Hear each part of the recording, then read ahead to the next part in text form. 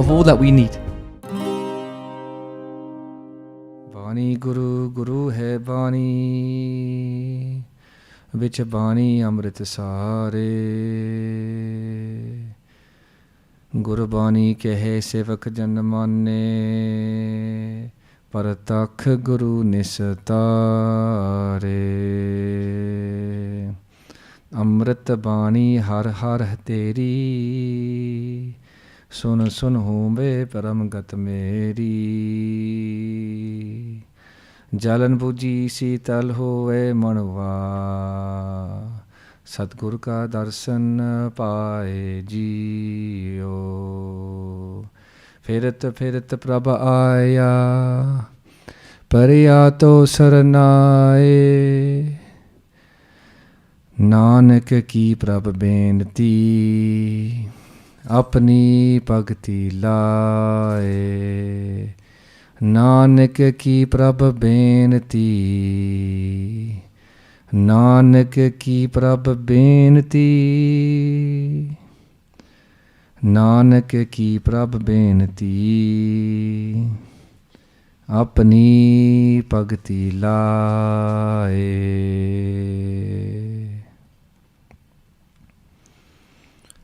परम सत्कार योग गुरु खालसा साध संगत जी, गज बज के फतेह बुलाओ। वाहेगुरु जी का खालसा, वाहेगुरु जी की फतेह।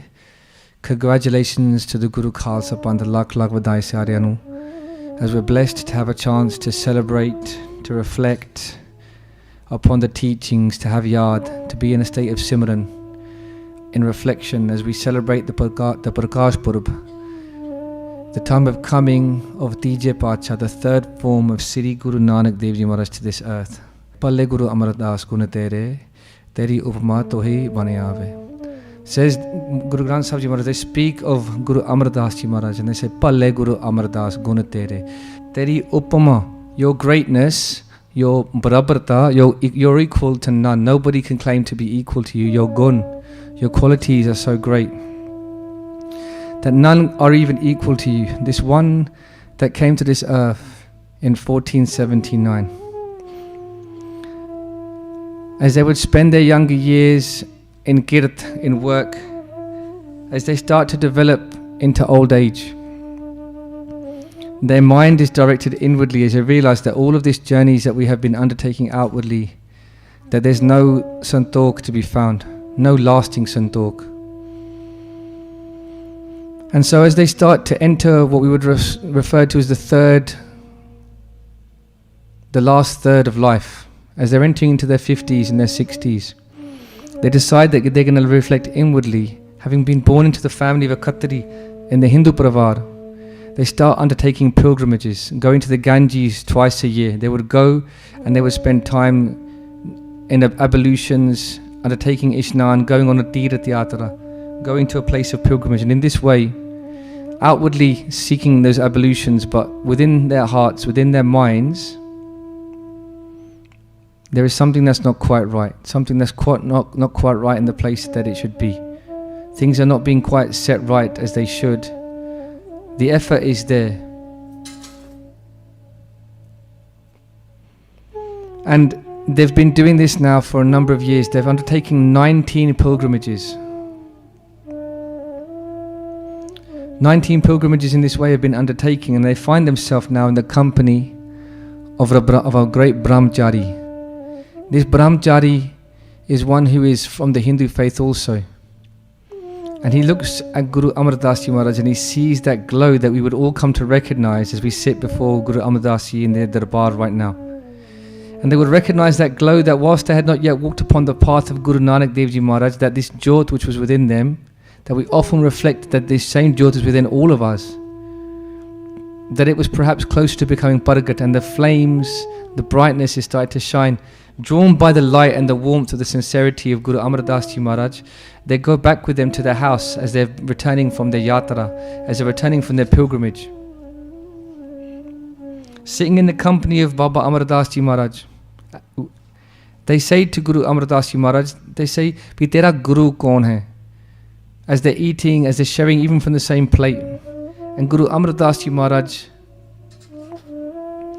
they explain that they have not got a guru. They have not yet found a guru. They say, what mantra do you recite that your guru has given you? And further still, who is your guru? And Guru Amar Das Ji Maharaj says, I don't have a guru. And the Brahmachari at this point, because obviously he's seeing the light of Guru Amar Das Ji Maharaj, he's making those assumptions. But Guru Amar Das Ji Maharaj is that one who will become the guru. But at this moment, they are not of a guru. The Brahmachari gets taken with anger and frustration. He goes, all of my jap tap, all of my ablutions, all of my going to these places of yatra, of Tirath Yatra, it's all been wasted. Everything that I have done is lost. For I have eaten from the house of that one who is Nigur. I've eaten from the house of a Nigura, that one who is without a guru. And he walks away from Guru Amar Das Ji Maharaj.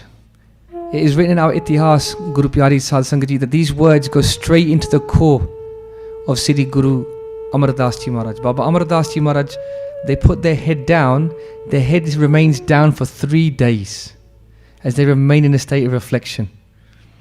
Sadh Sangat Ji, I was listening to my sister, Bibi Gurpreet Kaur Panji. She's doing katha during the course of this day in Malaysia. As I was doing some research, and I came across the video that they posted on the Basics of Sikhi YouTube channel just earlier today. And she reflects upon this because many Kathavajiks, many historians will mention this account of Baba Amar Das Ji Maharaj meeting the Brahmachari. Baba Hardas, their name was. Many will mention that, and the focus will be on the importance of how lucky we are to have a guru. We're going to come on to that in just a moment. But before we do that, I want to just focus on something else. Benji Gurpreet Kaur, what she speaks about, she says that this Brahmachari is shouting at Baba Amar Das Ji Maharaj, rebuking them for not having a guru. And in this day and age, when somebody speaks to us in this way, our first reaction is to, if someone speaks to us this way, is that we think we've got a license immediately to speak back. And what Benji highlighted was when we speak back in the same way and we reflect their tone with our tone, what's forgotten is the message that they were speaking with their words. But what Sikhya can I take from this? Baba Amar Das Ji Maharaj wasn't taken by the tone or the show of perhaps what we can say is a disrespect in inverted commas to someone who you've invited into your house to feed, as perhaps we would be taken of as lower beings, lesser beings in Baba Amar Das Ji Maharaj. Baba Amar Das Ji Maharaj was taken by the Sikhya, I haven't got a guru. This Brahmachari is so wise, and whilst they speak such harsh words, they speak words such so harshly, the truth cannot be denied. And Sadh Sangat Ji, I thought that was a really beautiful thing, because how many lessons are taught to us in a harsh way, but because of the harshness and our own ego combined, we're not willing to take those lessons. How many people speak to us from a generation above, in the Ravaj and the way of that generation, and whilst their tone is not right, but those words remain true, how many words, how many lessons, how many Sikhya are lost to us? And Sadh Sangat Ji, just to be clear, those that come to the Gatha regularly will know that I'm not an advocate for being accepting of disrespect. I'm not an advocate that we should just lie down and let people abuse us. I'm not saying that. All I'm saying is that in the house of the Guru, that if they should speak to us in a way that we're not used to, but the Sikhya is there, we shouldn't lose that Sikhya. There's a place where we should have no ego and be always willing to speak. Guru Ram Das Ji Maharaj, they speak sometimes very harshly, but always from a place of love. Guru Ram Das Ji Maharaj speaks of those that don't do Simran. They say, Jin har hirde naam na basiyo, tin maat ki har banja, tin sunni de fire bin naave, oi khap khap moi karanja. They said, Jin har hirde naam na basiyo. Said those people who've come into this world, Jin har hirde naam na basiyo, but they don't have the name of God installed in their heart. During the course of their daily practice, they don't reflect upon, from a place of gratitude, upon a measure of Waheguru, and they don't recite the Waheguru mantra, the Guru mantra of Guru Nanak Paatshah. Jin har hirde naam na basiyo, then maat vijay har banja. They said that it would have been better if their mother had been sterile, if they'd never been born, if they'd never been allowed to be away upon this earth. The example that Benji was giving us, that Baba Amar Das Ji Maharaj would reflect upon those words and not the tone, and it would send them on a journey of discovery. What would happen to Baba Amar Das Ji Maharaj as their head is down, as they're walking from place to place thinking, I'm in that last stage of my life and I haven't got a guru. I've been told by this Brahmachari, Baba Hardas, that without a guru, that even to sit in the company of that one who's without a guru, that all of their kamai has been wasted. And as they're wondering and reflecting in this way, they're going through that ambrosial ava Amrit Vela, and what do? They're going towards their younger brother's house, Manak Chand. And as they're happening across their house, they hear a beautiful sound, a sound that would pierce all the way through to their heart. They hear the sound of their niece singing the Kirtan of Sri Guru Nanak Dev Ji Maharaj. The Shabad that they were singing was a Shabad that Sri Guru Nanak Dev Ji would recite in Kirtan many times. And now Bibi Amroji, the daughter-in-law of Manak Chand, the younger brother of Guru Amar Das Ji Maharaj, she's reciting this Kirtan. She's singing this out loud as she is preparing, as she's undertaking her household duties in those earliest of hours. And Baba Amar Das Ji Maharaj, they hear this sound and they say, Amaroji, to whom does this Shabad emanate from? From whom can we say that is the giver of this Shabad in this world? And Bibi Amaroji explains, this is the Shabad of Sri Guru Nanak Dev Ji Maharaj. This is the Shabad now of that house where Sri Guru Angad Dev Ji Maharaj sits upon the throne. Baba Amar Das Ji, if we work through the relation, they're from the Sore Parivar, they're from the boy side of the family, because their niece is married to the son, Guru Angad Dev Ji's daughter is married to the son of Baba Amar Das Ji's younger brother. So by Lena, Guru Angad Dev Ji Maharaj, their daughter Bibi Amroji is married to Guru Amar Das Ji's nephew. So he's from the boy side of the family. He goes, take me now, please. I want to have darshan of this great one from where this Shabad has vibrated from. And so Bibi Amroji, they take Guru Amar Das Ji Maharaj, and what do? They come from the Sore Parivar, they've come from the boy side of the family. Do they come with ego and present themselves from the family of the boy that Guru Angad Dev Ji's daughter is married into? The family that Guru Angad Dev Ji's daughter is married into, and that they get in the line and they start queuing up to have darshan of Sri Guru Angad Dev Ji Maharaj, who's younger than them by a number of years. When Guru Angad Dev Ji Maharaj sees Baba Amar Das Ji Maharaj in the queue, they say, you are from the Sore Parivar. They test their ego. They say, you don't have to queue. In the house of the Guru, everyone is equal, as Guru Amar Das Ji would go and teach us in great detail through their own practices. But Guru Amar Das Ji Maharaj says, no, regard me as nothing, regard me as a Sikh in your house, please accept me. I want to receive your Guruship. I want to receive you as my Guru. Please receive me as your student, as your Vidyarthi. Guru Amar Das Ji Maharaj would hear those words of Baba Hardas Ji, they would strike such a chord in them that they would be motivated to go and find the Guru, because they weren't blind to those teachings, that Sikya that would go forward. So now Baba Amar Das Ji is begging at the feet of their younger. They're begging at the feet of Guru Angad Dev Ji Maharaj, allow me to do seva in your house. Forget everything that you think I am in terms of my status, in terms of our worldly relation. Allow me to serve in your house. Guru Amar Das Ji Maharaj is living the example that they would later give us in our Nityanem. Aisa Satguru Jay Mile. If you're ever so lucky to find a Satguru, Aisa Satguru Jay Mile, Tisno Sir Sopiye Vichoho Aap Jai. Says Guru Amar Das Ji Maharaj, they're living this example to us first, as the Gurus always did, as the Gurus always do. They're giving us this teaching. If you're ever so lucky to find a Sadguru, you should chop off your head. You should put your head at their feet. Vichoho Aap Jai. You should forget everything about you. Whatever quality that you think allows you to shine, you should accept that as a gift of the Gurus. And it's the Gurus to give, it's the Gurus to take. It doesn't belong to you. And so Guru Angad Dev Ji Maharaj, seeing the sincerity, they can see in the eyes of Guru Amar Das Ji Maharaj that they are here. Just as when Siddhi Guru Angad Dev Ji would go and see Guru Nanak Dev Ji Maharaj, their name was Bhai Lena, and Guru Nanak Dev Ji would say to him, "What's your name?" And they would say, "My name is Lena." And they would say, "Asi tanu sab kuch dena hai."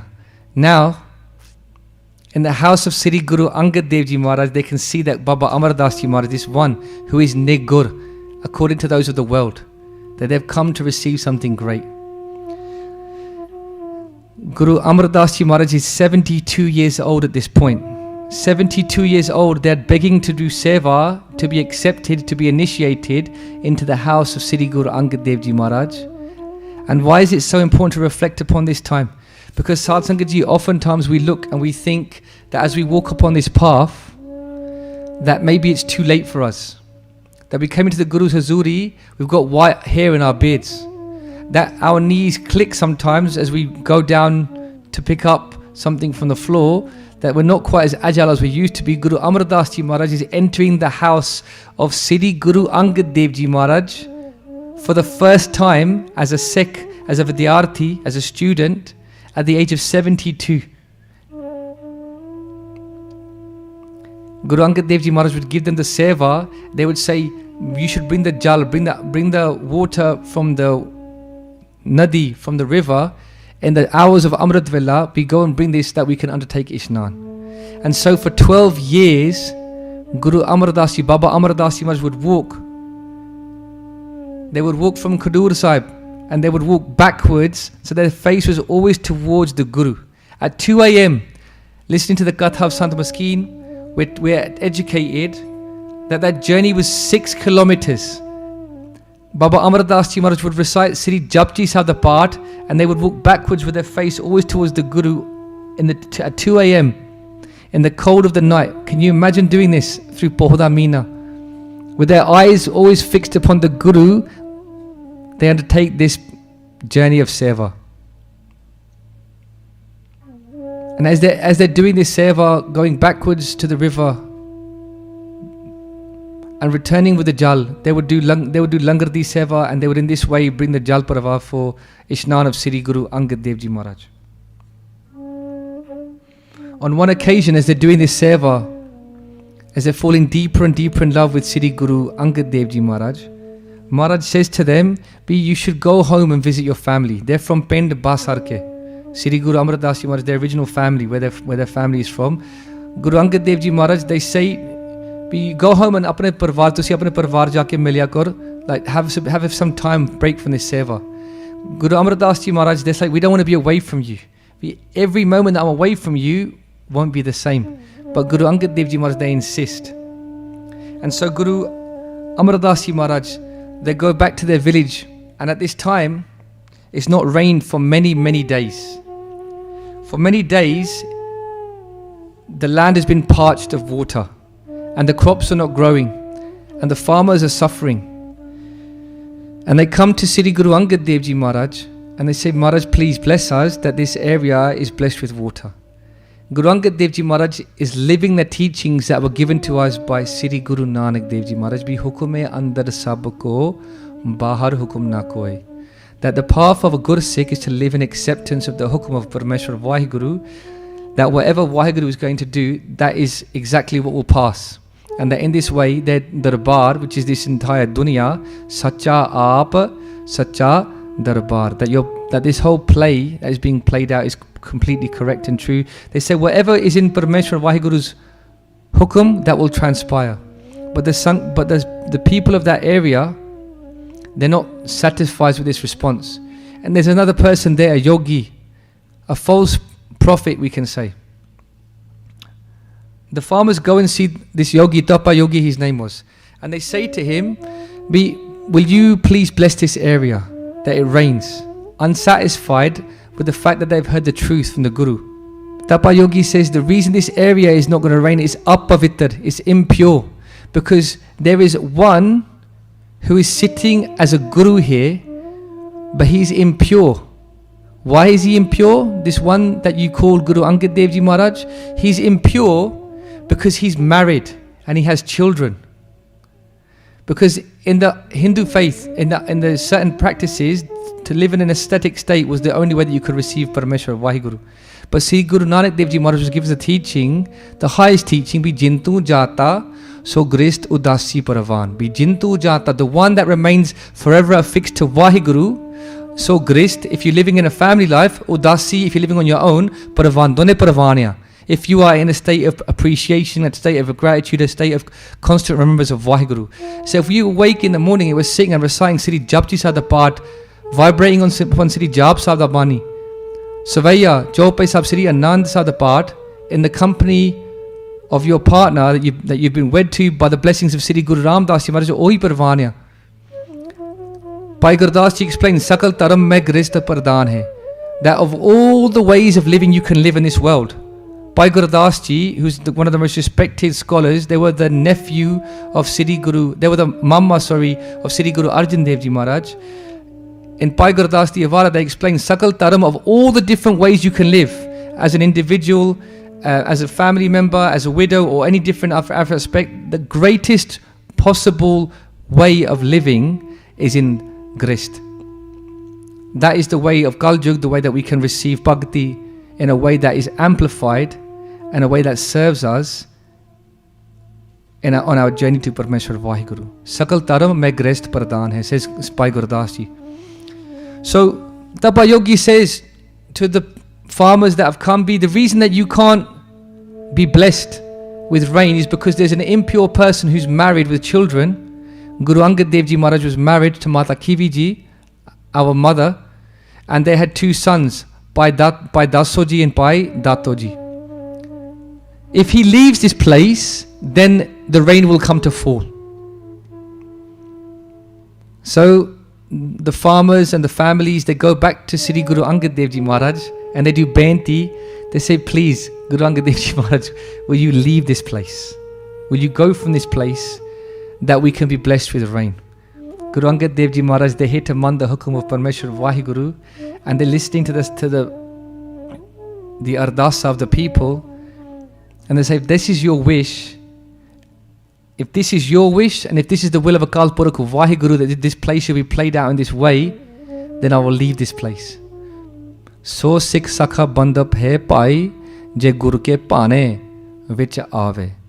So Sikh, you can call that one a Sikh, Bandap, a good friend, a high person, hai pai, a brother of the Guru. So Sikh Sakha Bandap hai pai, je Guru ke pane vich aave. If you man the Guru's pana, if you remain in acceptance of the will of Parameshwar Waheguru, the farmers were about to be taught a lesson. Guru Angad Dev Ji Maharaj, they leave that area, and now Baba Amar Das Ji Maharaj, after having been sent by Guru Sahib to go, have come back. They've come back to their family, they've come back to Khadur Sahib, they've come back to see their Guru. They've come from their Pen Basar Kira and they've come back to their Guru. And they're asking the Sangat, where is Sri Guru Angad Dev Ji Maharaj? Where is my beloved? And the Sangat and the families and the farmers, they said, look, we sent the Guru away because Tapa Yogi, this person said to us that he was impure. And so in this way, we sent him away so that the rain would come. Has the rain come? Asks Baba Amar Das Ji Maharaj. No. Says the Sangat. Baba Amar Das Ji Maharaj, they go into Biras. They go into like a state of Rosh. And they say, with that person that has directed you to disrespect your Guru, to forget where you come from, to forget that your Guru, which is the source of all light, that Tapa has done a great injustice here. We go and drag him from place to place, just by the bakshish, just by the taqat, just by the bal of the Gursikh of the Guru. I tell you this, says Baba Amar Das Ji Maharaj, wherever you drag this Tapa Yogi, it will rain. Those that were parched and those that were desperate, they would go to that Tapa Yogi and they would drag him from here to there. And everywhere the rain clouds would open and the ground would be blessed. Why would they be blessed? Because that was the direction to which Baba Amar Das Ji is looking. That one who is the Gursikh of the Guru. This is all just a play being played out, that we should always remain in acceptance. We don't necessarily know what the Guru has in store for us, But our job isn't to understand why, ours is to do what the Guru says. And oftentimes we think we know best. Oftentimes we hold ourselves back because we think walking upon the path of the Guru will mean that it will remain, that there will be no rain.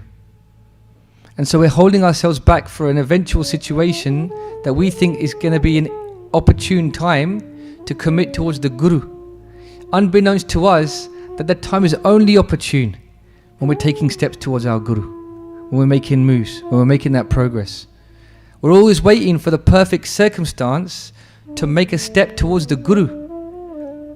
The perfect circumstance is when we make progress towards the Guru. That is the perfection that we're looking for in our lives.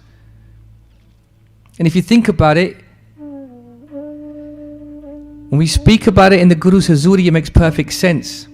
The reason that we want to make steps towards the Guru is because the world outwardly is an imperfect place that presents itself to us in an imperfect way, and we feel imperfect. So why in that imperfection are we looking for a perfect situation to allow us to progress towards our Guru when the Guru is the source of all that we need?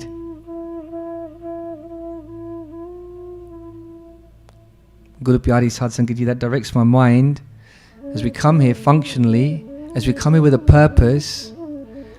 Be what steps do I want to take? What steps do I need to take? Be who do I need to be? Who do I want to be? What is it that brings me here? Even if you think you came here just because it was the right thing to do.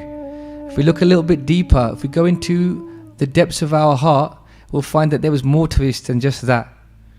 And that there's steps we've got to take. And what better place than in the company of the Sangat of the Guru that we make those commitments and then we start going towards our Guru. Sad Sangat Ji, what this will do, it will make us realize that actually whilst we're walking around with our eyes open, we're blind. Because Maharaj explains to us, Sunaye ande paave raho.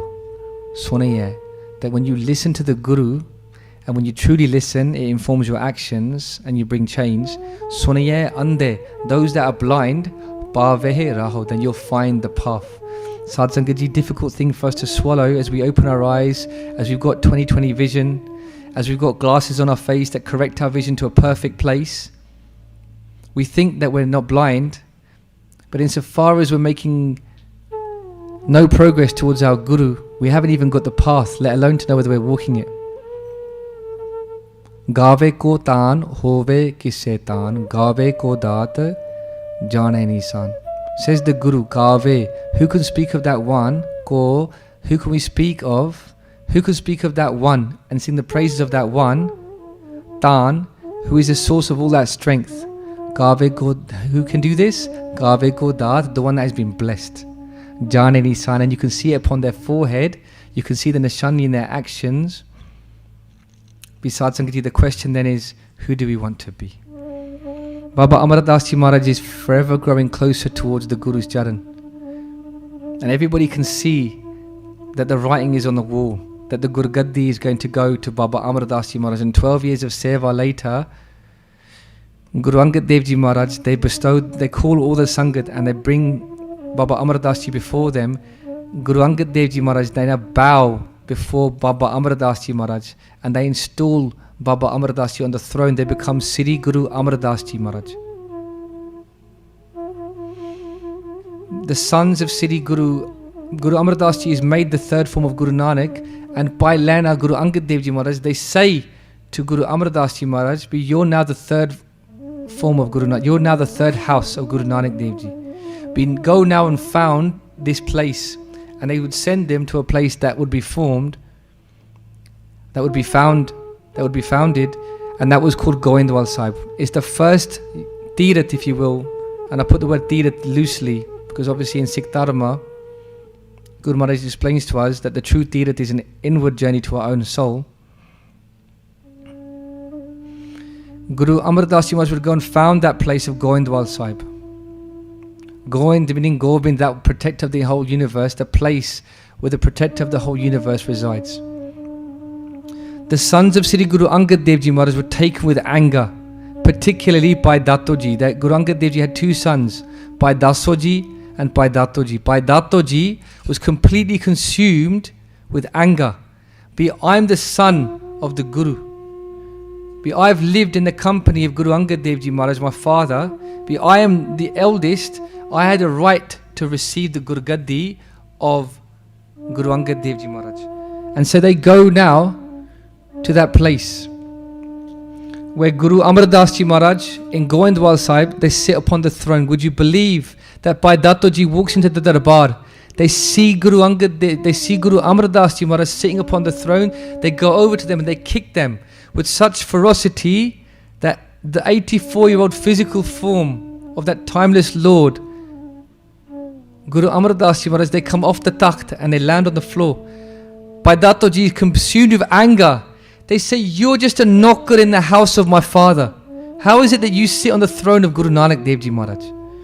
What does Baba Amar Das Ji Maharaj say? What does Guru Amar Das Ji Maharaj, Maaf Karna Sadh Sangat Ji, what do they say?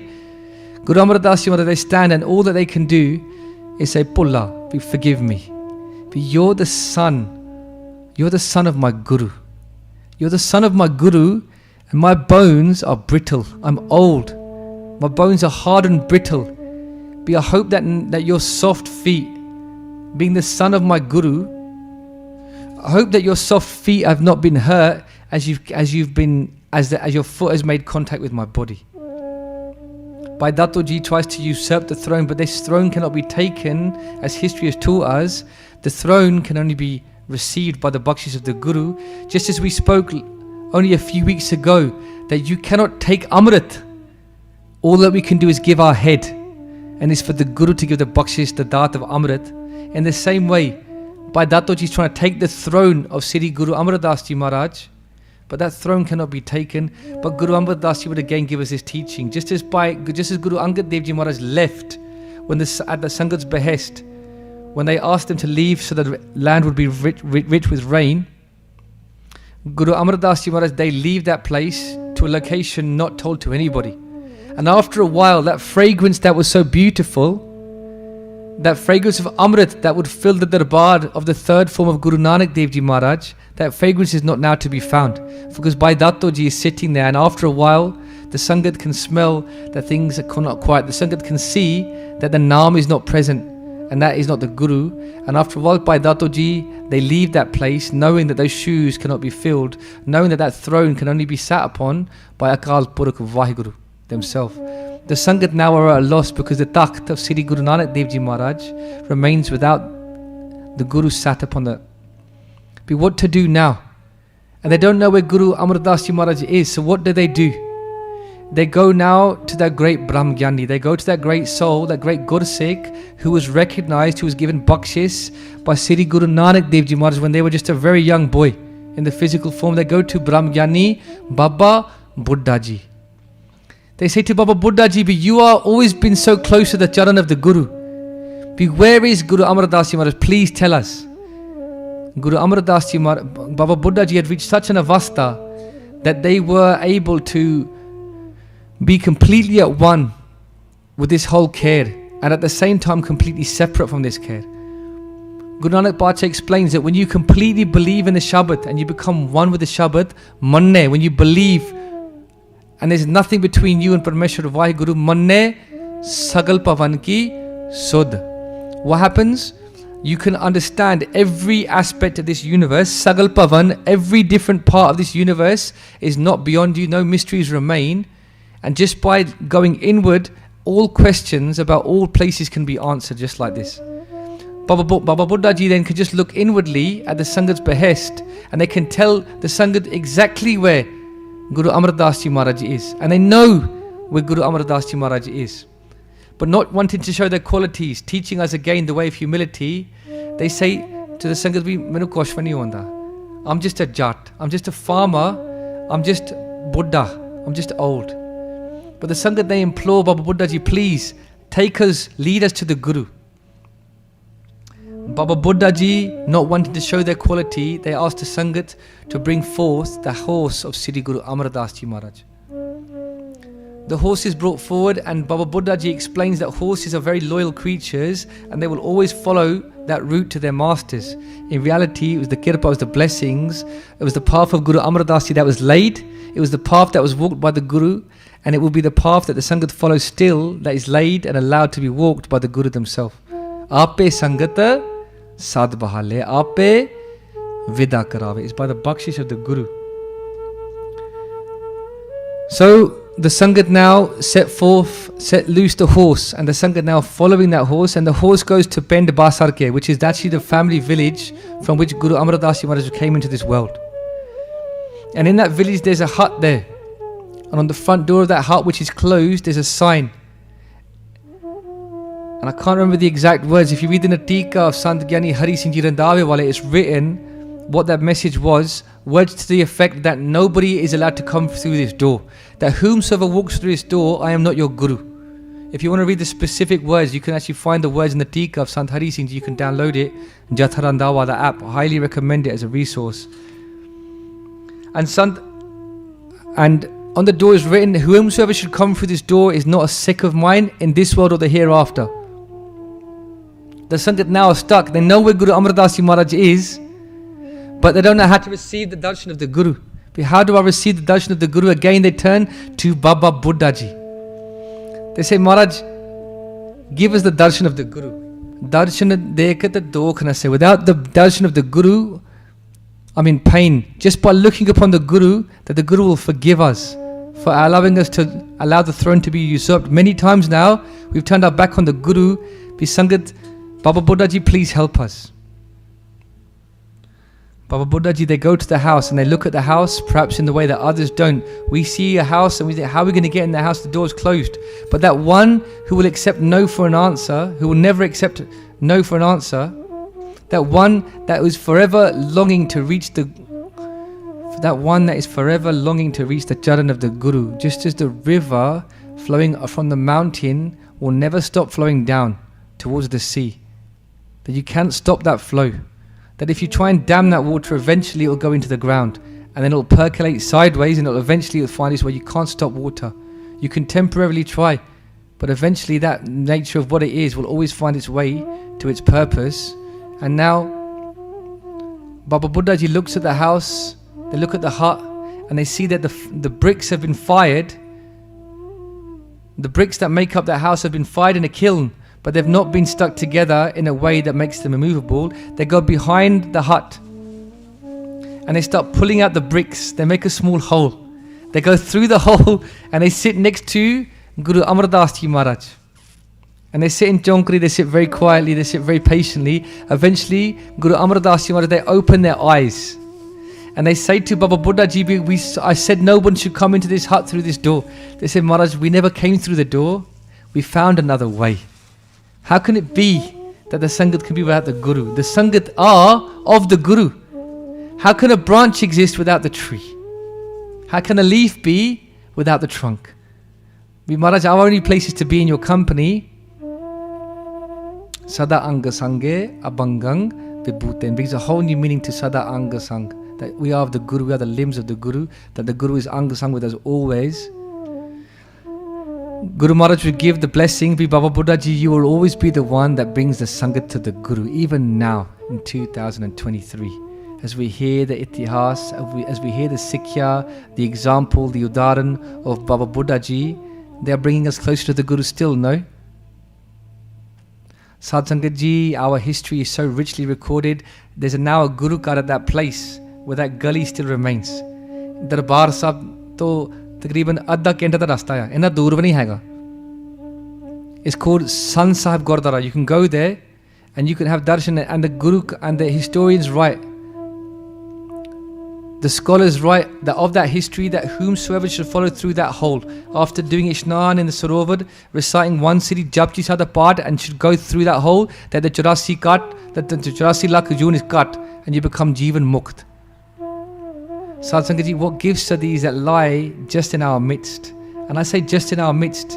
You're thinking that Punjab, you think this place is thousands of miles away. Try millions of lifetimes away before you receive this one. What's really that far? Someone messaged me, they said, I'm really stuck. I read a lot of help. Sometimes we'll get messages occasionally. People will message me and they say, I've got a question about Sikhi, I'm stuck in a certain way. Not that I'm able to guide anyone, but for some reason people think that I can answer questions. I've probably got more questions than all of you. I'm beneath all of your feet, Sad Sangat Ji. But someone messaged me, they said, I'm stuck, I need some advice, I'm very, very stuck. I said, come to the Katha. They said, I'm on the other side of London. It takes me about an hour to get there. I said, then you're not that stuck. If an hour is too far to travel to solve your problems, then you're not that stuck. You've been traveling for 8.4 million lives. How far are we willing to travel? How far are we willing to travel to watch Arsenal at home? How far are we willing to travel if we get a chance to watch that blessed... I was about to say Cristiano Ronaldo, if I'm not sure I can say that in East London and survive off Smavdi. How blessed are we to see these great people? Only 4 or 5 hours will travel on the train on the inner city, will be there and home in the same day. We don't consider a day's travelling for football any journey at all. But Sad Sangat Ji, the journey to be made to come into the Guru's Jad, and even from half an hour away, we sometimes debate as we come in from work. Sad Sangat Ji, let's be clear about this. Your mind is threatened as you come into the Guru's Hazuri, because every time when you come into the Guru's Hazuri, your mind is a little bit broken away and your heart starts to grow a little bit stronger, and that balance shifts. If you were your mind, would you want you to come to the Guru Kar? That mind is there solely existing when your ego is perpetuating. When we come into the Guru's Hazuri, our ego is being destroyed. Your mind, which is looking for certainty, needs to be sometimes not be that one that we listen to, as we understand, as we're blessed to be in the company of the Guru, that we're here because the Guru's catch. They haven't pulled our minds. It's not the logic that brings us here. It's not logic that makes us feel a warmth, even though the temperature in the darbar is the same as outside. The warmth comes from a different understanding.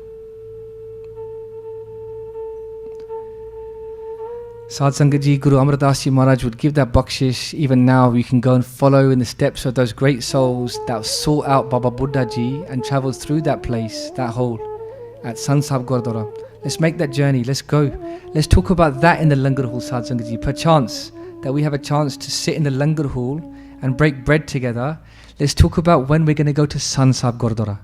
Let's speak about how we're going to go to Darbar Sahib and sit on the Parakrama of Sri Guru Ram Das Ji Maharaj this summer, in the 3rd quarter of this year.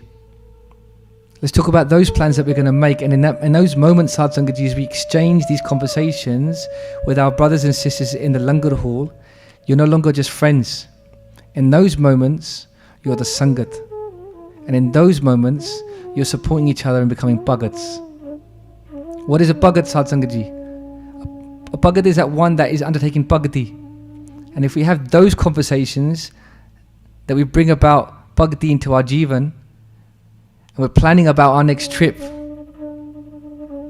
then we're not just friends, then we're not just partners or husbands or wives, then we're Sangat, even in the company of our own homes. And the teachings now of Bhai Gurdas Ji become even clearer.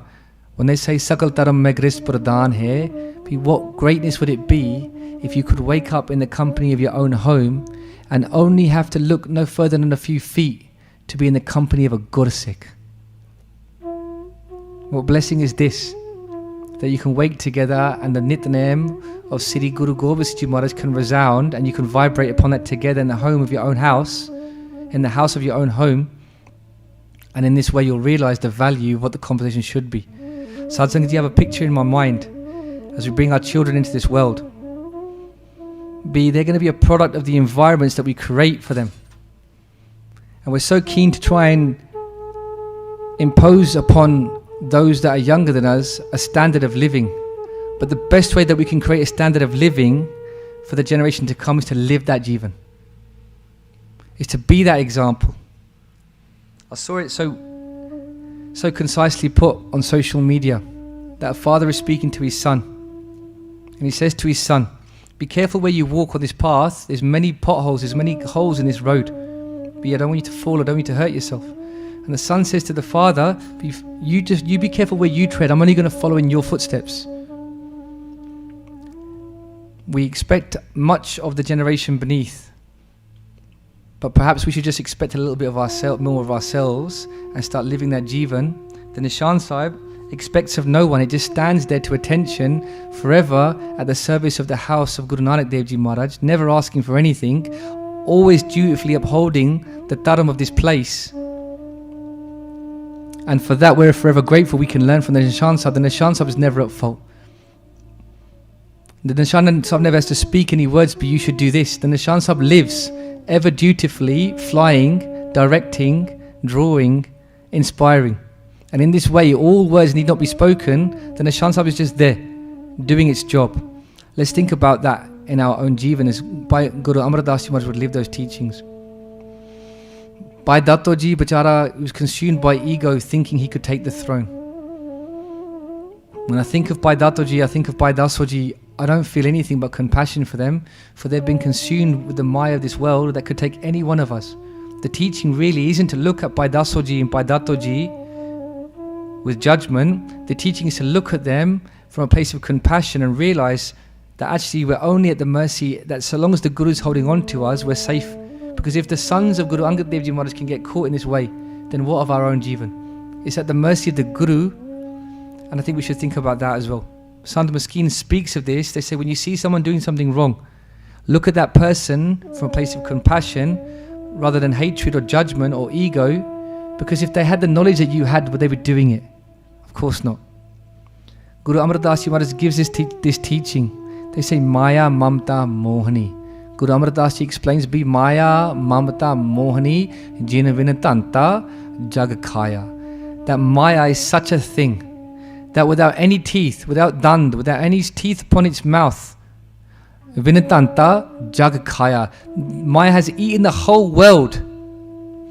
Maya has eaten all of our flesh. Every day it consumes us as it forces us into a mindset of consumption in this world. Maya Mamta Mohani Jinvantanta Jag Khaya Manamukh Khade Gurumukh Ubre. In this way, the Manamukhs have been completely consumed. People in this world are being eaten alive as they're losing their sanity, chasing Maya in this world.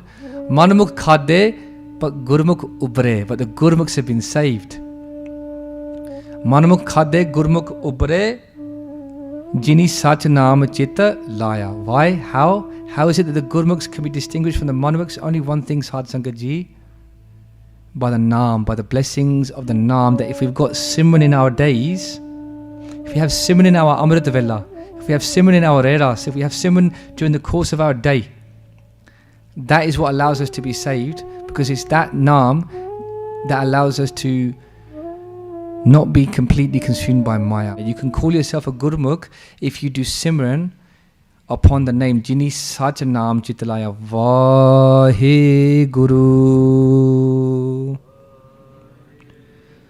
Waheguru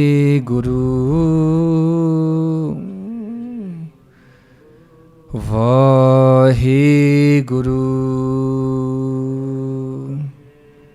Waheguru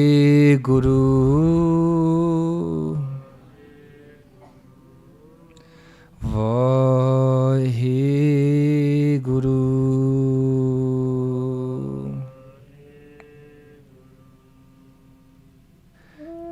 Sadh Sangat Ji, let's bring Simran into our days, man. A bit of advice from Guru Amar Das Ji Maharaj that comes to my heart, strikes a chord with me, and it makes you feel scared and nervous for the world and deeply grateful and relieved for the Panth at the same time. I don't think you feel scared and nervous and relieved and grateful at the same time.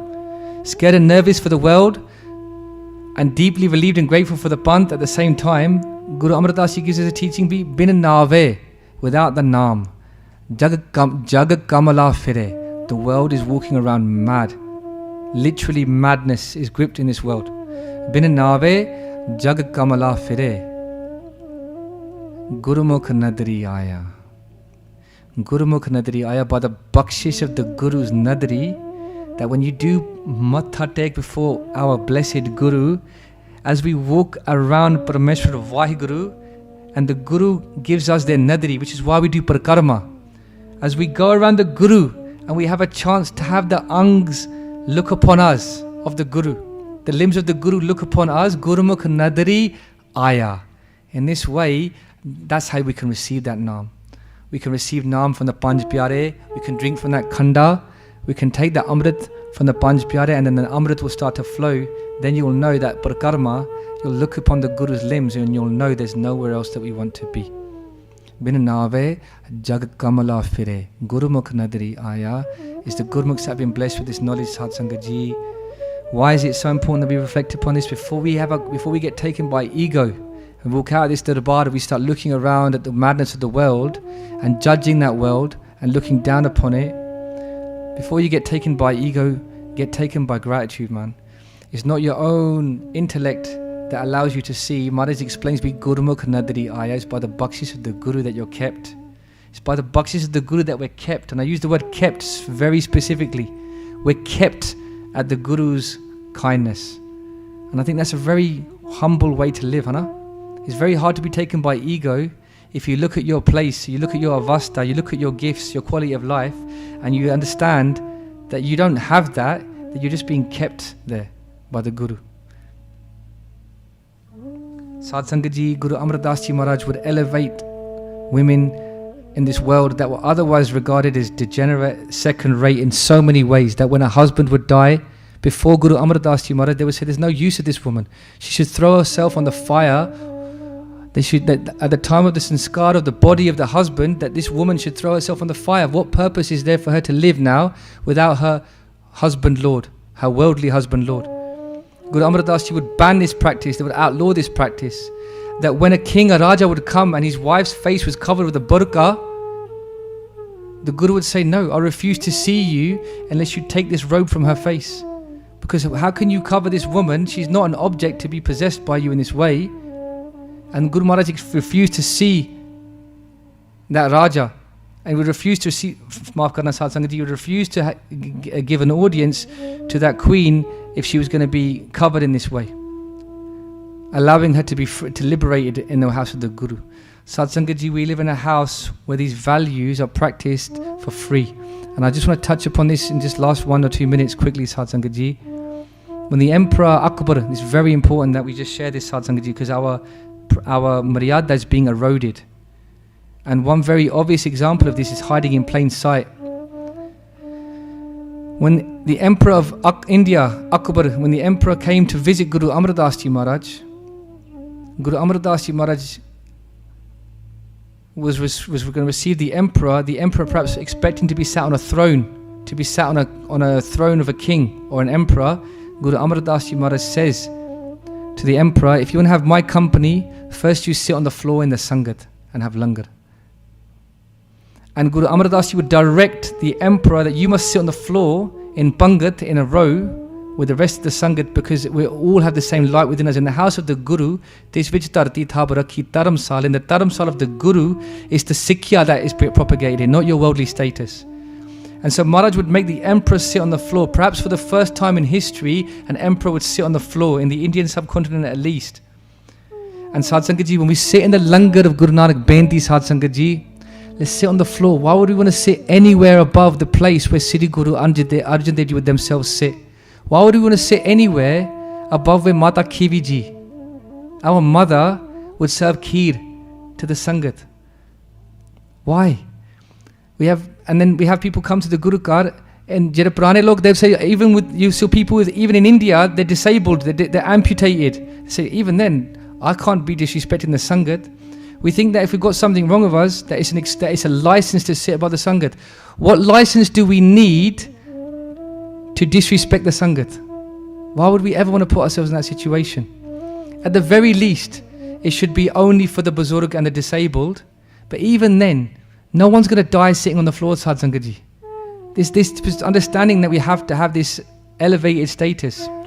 There's no higher place than to sit in the company of the Sangat of the Guru. Maharaj explains this, "Be which Sangat har prabh vartata."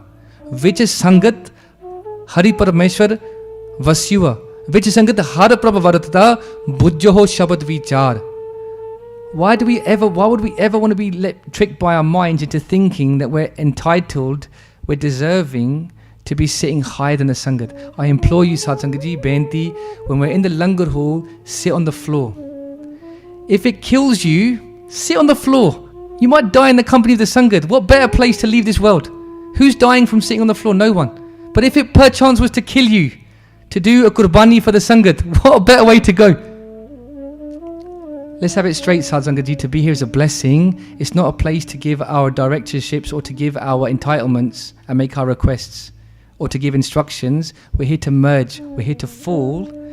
We're here to be at one. So let's come into the Sangat. Let's be grateful and let's sit on the floor. Let it not be the case that we hear these teachings and they don't percolate into our mind and we find ourselves still, for some reason, undeservedly sitting above the Sangat. So Sad Sangat Ji, today we reflected upon that one who came in 1479, who went on so many yatre before they found the Bani of Sri Guru Nanak Dev Ji Maharaj. And now we sit in the company of Sri Guru Amar Das Ji Maharaj and we celebrate their Prakash Purab. Let's think about those teachings. Let's think about the equality. Let's think about our own Jivan. Let's think about our own Sikhya and what steps we're going to take. If I made any mistakes, you're the Sangat of the Guru. I ask for your forgiveness and your blessings. Be tan Sri Guru Amar Das Ji Maharaj. Thank you, Maharaj, for giving us your blessings. Be deho sajan sisriya jo hove sahib syo me lekhe kathena chutiye khin khin pulanhar baksanhar baksle nanak apaar utar. Waheguru Ji ka Khalsa, Waheguru Ji ki Fateh.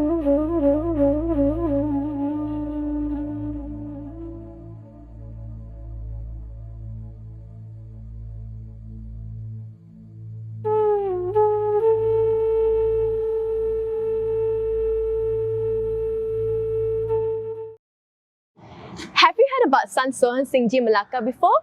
Watch this video to learn 10 facts about Sant Sohan Singh Ji.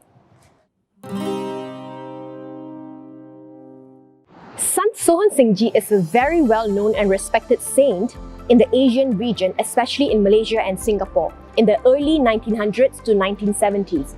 Now, every year for over 50 years, Sikh Sangat from around the world come together in the month of May at Gurudwara Sahib Malacca to celebrate their Barsi and think about their life and their teachings to the Sikh Sangat.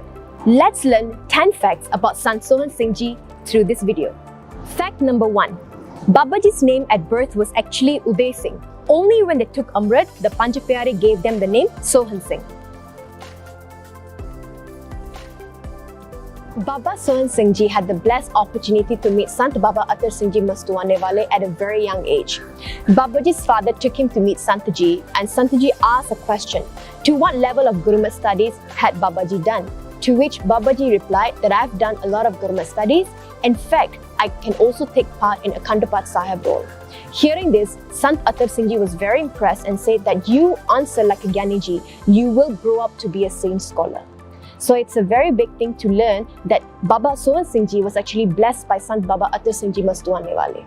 Us Sikh ne jaano saiyan khat liya laab bathera, jisne sees arp ke tenu pa liya darshan tera.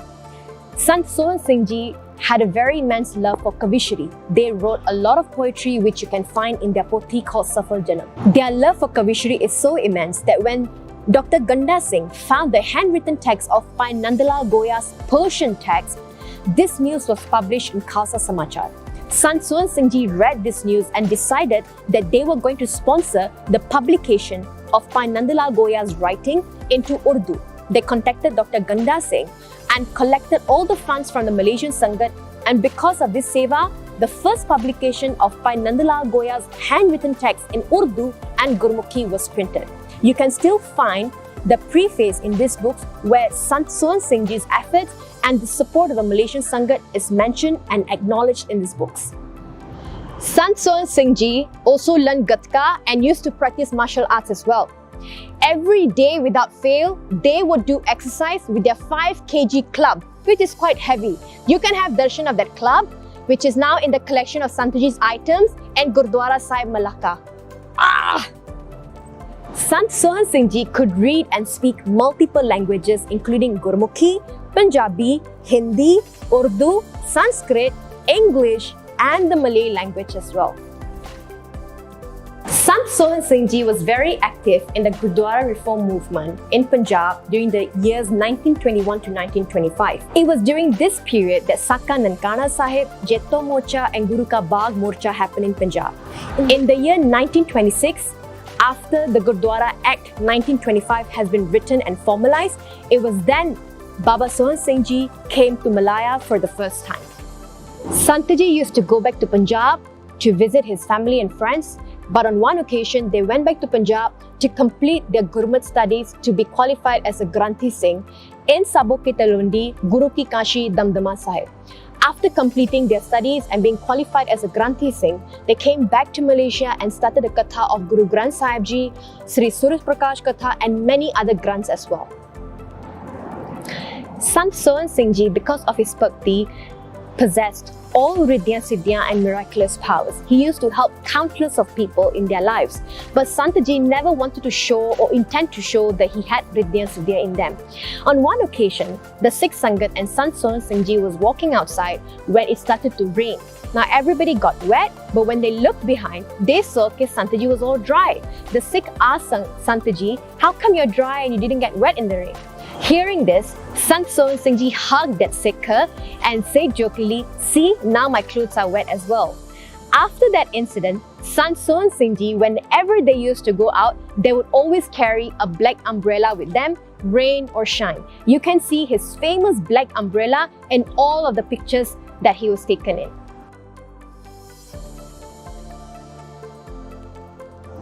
Sant Sohan Singh Ji did massive parchar all around Malaysia and Singapore, including Amrit Parchar as well. They laid the foundation of many prominent gurdwaras in Malaysia, and they were also the patrons of main Sikh associations such as Sikh Naujawan Sabha Malaysia and also Singapore Khalsa Association.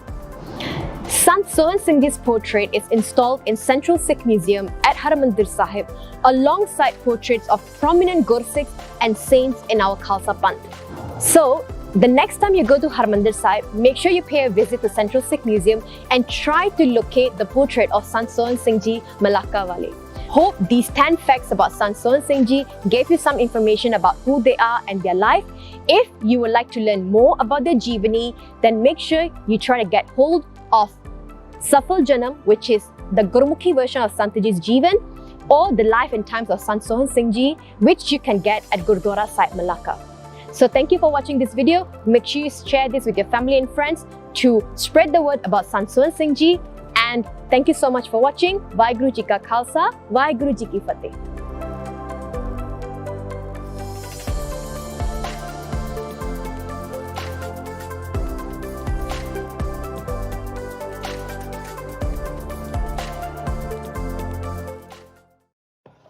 स्वागत है आपका आज के इस video में। आज के video में मैं आपसे बात करूंगा बाबा बंदा सिंह बहादुर जी के बारे में। बचपन का उनका नाम लक्ष्मण दास था, लक्ष्मण देव था। तो लक्ष्मण देव से वो माधोदास बैरागी बने और फिर माधोदास बैरागी से वह बाबा बंदा सिंह बहादुर कहलाए। श्री फतेहगढ़ साहिब सिख जरनैल बाबा बंदा सिंह बहादुर जी, जिन्हां नूं थापड़ा श्री गुरु गोबिंद सिंह जी महाराज जी दा जालम मुगलों ਵੱਲੋਂ शहीद किए छोटे साहिबजादियां दी शहीदी का बदला लिया। बाबा बंदा सिंह बहादुर जी ने मुगलों का गुमान ते हंकार तोड़िया, सरहंद दी इट नाल इट खड़काई, खालसे पंथ का राज स्थापित किया। खालसा पंथ के राजपाट की करंसी अज भी सानू याद करवाती है। बाबा बंदा सिंह बहादुर जी ने सरहंद फतेह करके सिख राज की नींह धरी। सरदार बाज सिंह जी नूं सरहंद का सूबेदार बनाया। सिख राज का समत चालू किया। नानक शाही सिक्का अते शाही मोहर फारसी अखरां विच गोल शक्ल दी बनवाई। सिख कौम कोल उस वेले सब कुछ अपना सी, मुल्क, तख्त, राजधानी, सिक्का, मुहर, झंडा, फौज ते बादशाही। चैनल को सब्सक्राइब करके बेल आइकन को ऑल पे कर लें और वीडियो को लाइक करने के बाद कमेंट करने के बाद व्हाट्सएप में शेयर जरूर करना।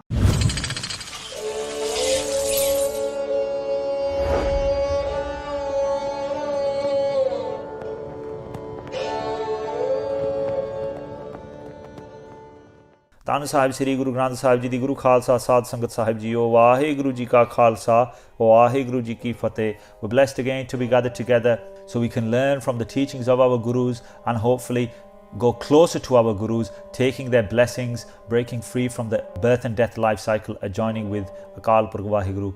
Today we're celebrating the Guruship Day, the day of Gurta Gaddi, the day when Sri Guru Har Gobind Sahib Ji has been blessed with the Gurta Gaddi and they became the 6th Guru of the Sikhs.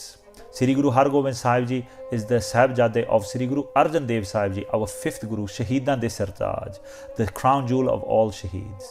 And we know At the time when they were to come to this earth, Sri Guru Arjan Dev Sahib Ji told Mata Ganga Ji, Guru Har Gobind Sahib Ji's mother, who was asking for a child, who was asking for that blessing, Guru Arjan Dev Sahib Ji, you bless many others, but bless us so we have a child. And Guru Arjan Dev Sahib Ji did an ashara to Mata Ganga Ji.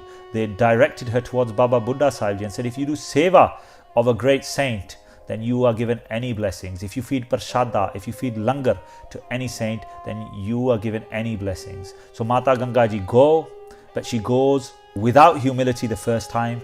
Baba Buddha Sahib Ji refuse, don't see her. She asks Guru Arjan Dev Ji, Guru Arjan Dev Sahib Ji give her the teaching that you go with humility. She goes back a second time and then she does the langar seva Baba Buddha Sahib Ji. Baba Buddha Sahib Ji then blesses, gives that boon that a great warrior will come to your house. They will be the Guru of the Sikhs. They'll be a great warrior. And as Bhai Gurdas Sahib Ji described, Vad Joda Baho Paropakari, the great warrior who is also the one who gives great blessings. Dalpanjan Gur Surma, Vad Joda Baho Paropakari. Dalpanjan, the destroyer of armies.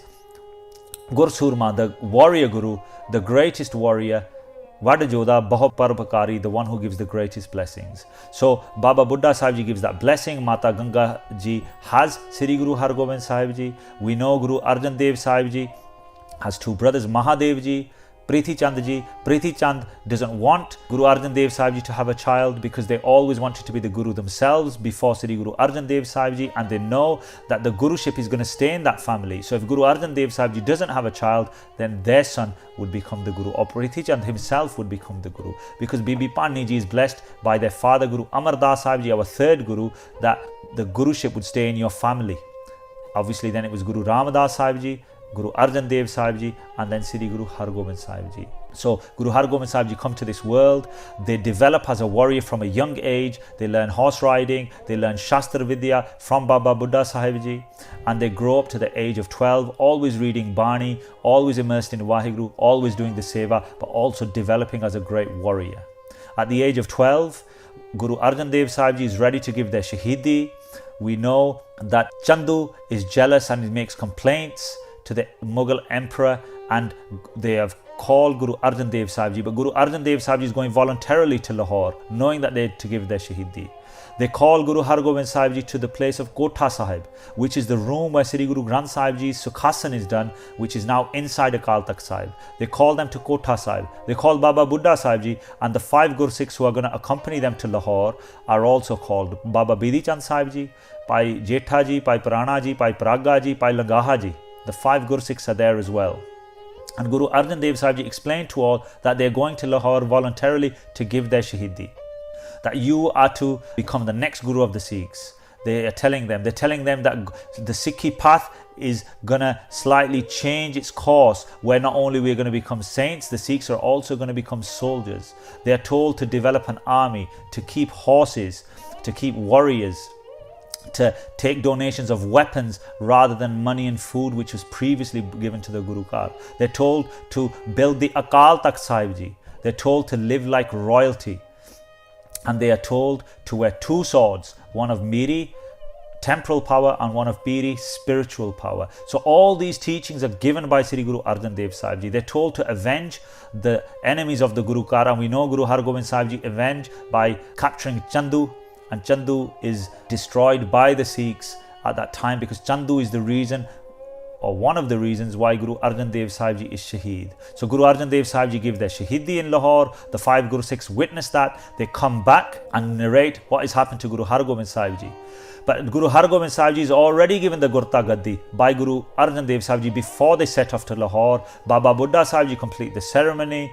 They give Panj Paise, the 5 coins. They give the coconut. They bow down and they walk around. They do 3 circumambulations, 3 parkarme of Sri Guru Har Gobind Sahib Ji. So the Gurta Gaddi is given, the Guruship is given before Guru Arjan Dev Sahib Ji go to Lahore to give their Shahidi. But they tell them to remain quiet and don't say anything about the Shahidi, about the Gurta Gaddi, until after their Shahidi. So when those 5 Guru Sikhs come back and narrate what has happened, Baba Buddha Sahib Ji complete the ceremony by giving the 2 kirpans, the 2 swords, the Miri sword and the Piri sword that Guru Har Gobind Sahib Ji wear, and then it's official that they, in front of the whole of the Sikh Panth that they've come forth as the Guru, but the Gurta Gaddi is actually given by Guru Arjan Dev Sahib Ji before they are Shaheed. And that is the day we're celebrating today. So they come forth, they wear those swords. Then we know they develop an army, they train many Gursikhs as warriors, and they have 4 battles with the Mughal Empire. They avenge by capturing Chandu, or Chandu is handed over to them, and Chandu is destroyed by the Sikhs. There are 4 battles with the Mughal Empire, they're winning every one.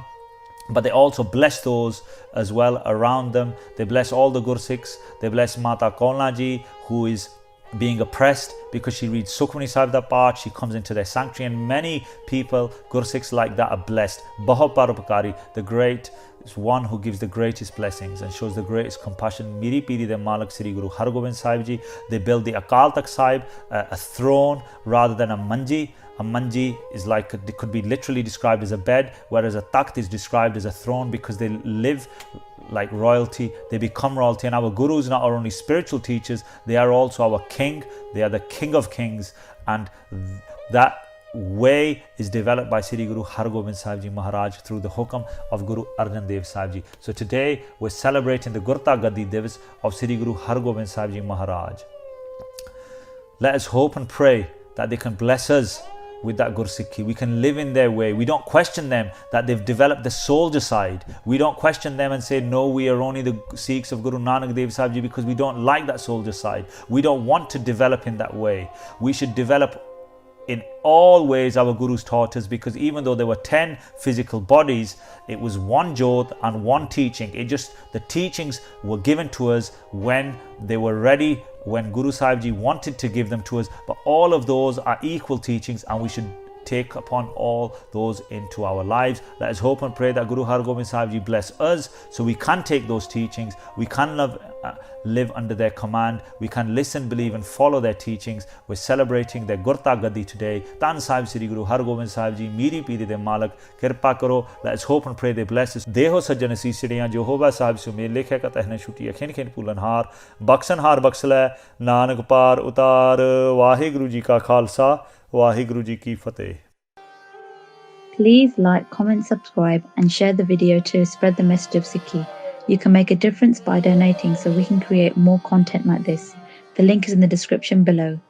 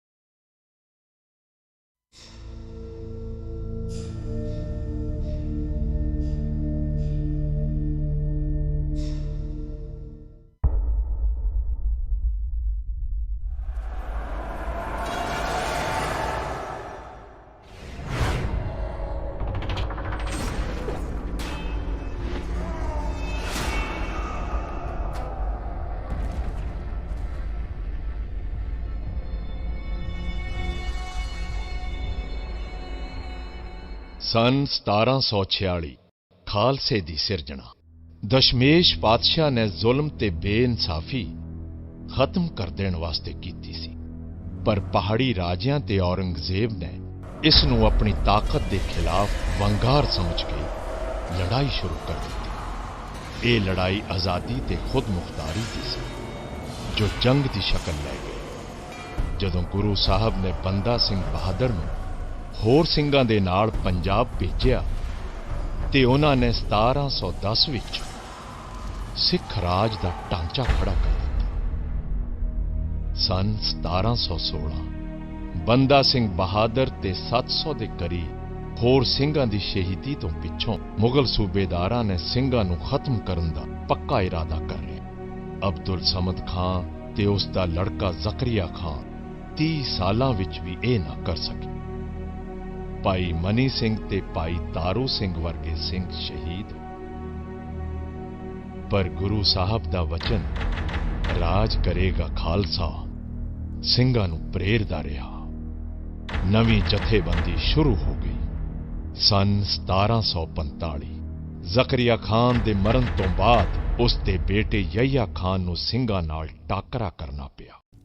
March 1746 ਸਿੰਘਾਂ ਦਾ ਇੱਕ ਜਥਾ ਐਮਨਾਬਾਦ ਦੇ ਨੇੜੇ ਰੋੜੀ ਸਾਹਿਬ ਗੁਰਦੁਆਰੇ ਕੋਲ ਰੁਕਿਆ। ਇਹ ਗੁਰਦੁਆਰਾ ਸ੍ਰੀ ਗੁਰੂ ਨਾਨਕ ਦੇਵ ਜੀ ਨਾਲ ਸੰਬੰਧਿਤ ਹੈ। ਇਸ ਜਗ੍ਹਾ ਗੁਰੂ ਨਾਨਕ ਦੇਵ ਜੀ ਭਾਈ ਲਾਲੋ ਕੋਲ ਠਹਿਰਦੇ ਸਨ। ਇਸ ਵੇਲੇ ਐਮਨਾਬਾਦ ਦਾ ਫੌਜਦਾਰ ਜਸਪਤ ਰਾਏ ਸੀ, ਜਿਸ ਦਾ ਵੱਡਾ ਭਰਾ ਲਖਪਤ ਰਾਏ ਯਹੀਆ ਖਾਨ ਦਾ ਦੀਵਾਨ ਸੀ। ਫੌਜਦਾਰ ਜਸਪਤ ਰਾਏ ਆਪਣੇ 100 ਸਵਾਰ ਲੈ ਕੇ ਸਿੰਘਾਂ ਨੂੰ ਧਮਕਾਉਣ ਲਈ ਆ।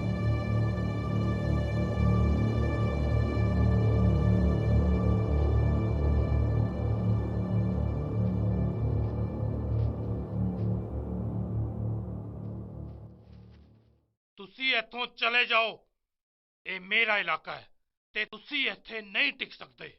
ਅਸੀਂ ਕੱਲ ਚਲੇ ਜਾਵਾਂਗੇ ਜਸਪਤ ਰਾਏ, ਪਰ ਅੱਜ ਦੀ ਰਾਤ ਖਾਲਸਾ ਇੱਥੇ ਹੀ ਵਿਸ਼ਰਾਮ ਕਰੇਗਾ। ਨਹੀਂ, ਹਰਗਿਜ਼ ਨਹੀਂ। ਇਹ ਮੇਰਾ ਇਲਾਕਾ ਹੈ ਤੇ ਮੇਰੇ ਇਲਾਕੇ ਦੇ ਵਿੱਚ ਤੁਹਾਡੇ ਵਰਗੇ ਲੁਟੇਰਿਆਂ ਦਾ ਕੋਈ ਕੰਮ ਨਹੀਂ। ਆਪਣੀ ਜ਼ੁਬਾਨ ਨੂੰ ਲਗਾਮ ਦੇ ਜਸਪਤ ਰਾਏ। ਤੇਰੀ ਇੰਨੀ ਜ਼ਰੂਰਤ ਕਿ ਤੂੰ ਸਰਕਾਰ ਦੇ ਫੌਜਦਾਰ ਨਾਲ ਲੜਾਏ। ਸਿਪਾਹੀਓ, ਕਤਲ ਕਰ ਦਿਓ ਇਸ ਗੁਸਤਾਖ ਨੂੰ। ਖਬਰਦਾਰ ਜਸਪਤ ਰਾਏ, ਆਪਣੀਆਂ ਹਰਕਤਾਂ ਤੋਂ ਬਾਜ਼ ਆ ਜਾ, ਨਹੀਂ ਤਾਂ ਆਪਣੀ ਜਾਨ ਗਵਾ ਬੈਠੇਗਾ। ਸਿਪਾਹੀਓ, ਦੇਖ ਹੀ ਰਹੇ ਹੋ, ਹਮਲਾ ਕਰੋ।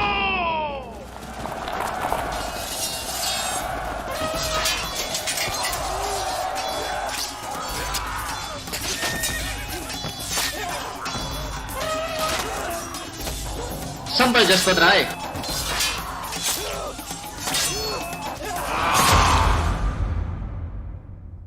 ਜਦੋਂ ਜਸਪਤ ਰਾਏ ਦੇ ਮਾਰੇ ਜਾਣ ਦੀ ਖਬਰ ਲਖਪਤ ਰਾਏ ਨੂੰ ਮਿਲਦੀ ਹੈ ਤਾਂ ਉਹ ਗੁੱਸੇ ਵਿੱਚ ਪਾਗਲ ਹੋ ਸੂਬੇਦਾਰ ਯਹੀਆ ਖਾਨ ਨੂੰ ਮਿਲਦਾ ਹੈ।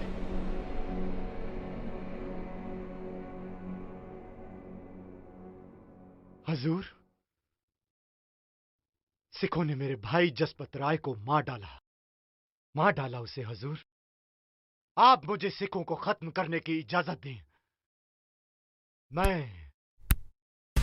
मैं लखपत राय खत्री कसम खाता हूं कि मैं अपनी पगड़ी तब तक नहीं पहनूंगा जब तक इन सिखों का खात्मा न कर दूं। बहुत खूब जवान साहब, बहुत खूब। हम आपके जज्बे की कद्र करते हैं, पर आपके भाई की मौत पर हमें बेहद अफसोस है। खैर, आप फिक्र ना करें, तमाम फौज आपके साथ है। जाओ और सिखों का खात्मा कर दो। खुदा तुम्हें फतेह बख्शे।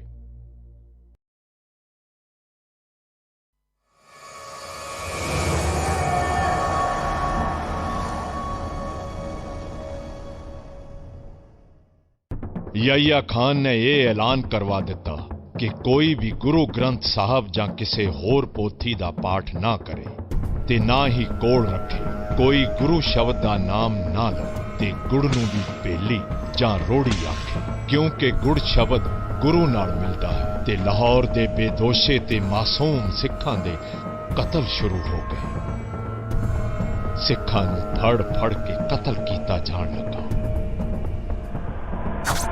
ਗੁਰਬਾਣੀ ਦੀਆਂ ਪੋਥੀਆਂ ਤੇ ਗੁਰੂ ਗ੍ਰੰਥ ਅੱਗ ਦੀ ਭੇਟ ਕਰ ਦਿੱਤੇ ਗਏ।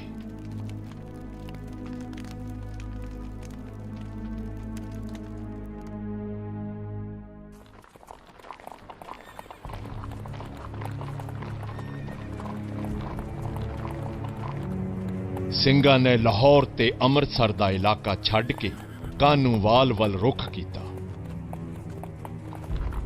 ਪਰ ਲਖਪਤ ਰਾਏ ਨੇ ਸਿੰਘਾਂ ਦਾ ਪਿੱਛਾ ਨਾ ਛੱਡਿਆ।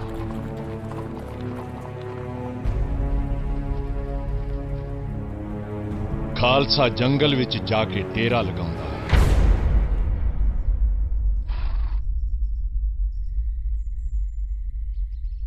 ਖਾਲਸਾ ਜੀ, ਦੁਸ਼ਮਣ ਸਾਡਾ ਪਿੱਛਾ ਕਰਦਾ ਆ ਰਿਹਾ ਹੈ। ਉਹ ਇਹ ਸਮਝਦਾ ਹੈ ਕਿ ਖਾਲਸਾ ਉਸ ਦੇ ਹੱਥ ਆ ਜਾਏਗਾ, ਪਰ ਅਸੀਂ ਉਹਨਾਂ ਦਾ ਮੁਕਾਬਲਾ ਇਸ ਤੋਂ ਵੀ ਸੰਘਣੇ ਜੰਗਲਾਂ ਵਿੱਚ ਕਰਾਂਗੇ, ਜਿਹਦੇ ਨਾਲ ਉਹ ਸਾਡਾ ਬਹੁਤਾ ਨੁਕਸਾਨ ਨਹੀਂ ਕਰ ਸਕੇਗਾ, ਕਿਉਂਕਿ ਦੁਸ਼ਮਣ ਦੇ ਸਾਰੇ ਸਿਪਾਹੀ ਜੰਗਲਾਂ ਵਿੱਚ ਆ ਨਹੀਂ ਸਕਦੇ। ਤੇ ਜੋ ਵੀ ਸਿਪਾਹੀ ਜੰਗਲ ਵਿੱਚ ਆਉਣ ਦੀ ਕੋਸ਼ਿਸ਼ ਕਰਨਗੇ ਉਸ ਉੱਤੇ ਖਾਲਸਾ ਭਾਰੀ ਪਵੇਗਾ। ਜੋ ਆਗਿਆ ਸਿੰਘ ਸਾਹਿਬ। ਪਰ ਇੱਕ ਗੱਲ ਧਿਆਨ ਰੱਖਣ ਯੋਗ ਹੈ ਕਿ ਵੱਧ ਤੋਂ ਵੱਧ ਰਸਦ ਨਾਲ ਲੈ ਲਈ ਜਾਏ ਤਾਂ ਜੋ ਖਾਲਸੇ ਨੂੰ ਲੰਗਰ ਦੀ ਘਾਟ ਨਾ ਹੋਵੇ। ਸੋ ਖਾਲਸਾ ਜੀ ਆਓ ਜੰਗਲ ਵੱਲ ਚਾਲੇ ਪਾਏ ਜਾਣ। ਤੇ ਲਖਪਤ ਰਾਏ ਦੀਆਂ ਫੌਜਾਂ ਵੀ ਆ ਪਹੁੰਚਦੀਆਂ ਨੇ ਤੇ ਜੰਗਲ ਨੂੰ ਘੇਰ ਲੈਂਦੀਆਂ ਨੇ।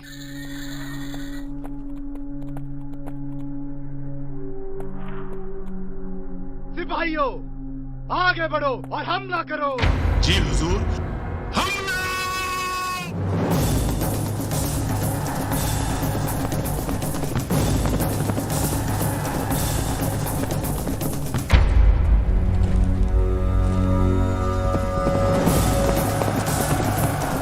ਦੁਸ਼ਮਣ ਦੀ ਫੌਜ ਜਿਵੇਂ ਹੀ ਜੰਗਲ ਵਿੱਚ ਵੜਦੀ ਹੈ ਖਾਲਸਾ ਉਹਨਾਂ ਤੇ ਟੁੱਟ ਪੈਂਦਾ ਹੈ।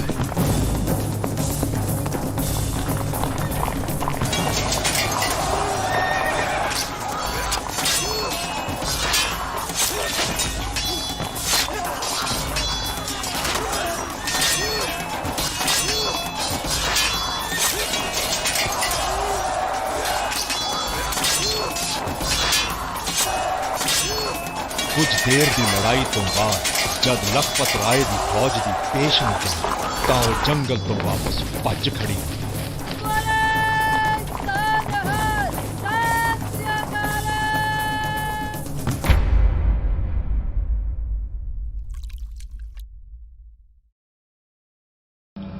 हजूर, इन जंगलों में दुश्मन का मुकाबला करना नामुमकिन है।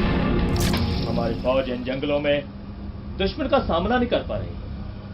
कहीं ये जंगल हमें शिकस्त न करा दे। तो कटवा दो इन जंगलों को और आगे बढ़ो। हमें हर हाल में सिखों का खात्मा करना है। जो कमांडर।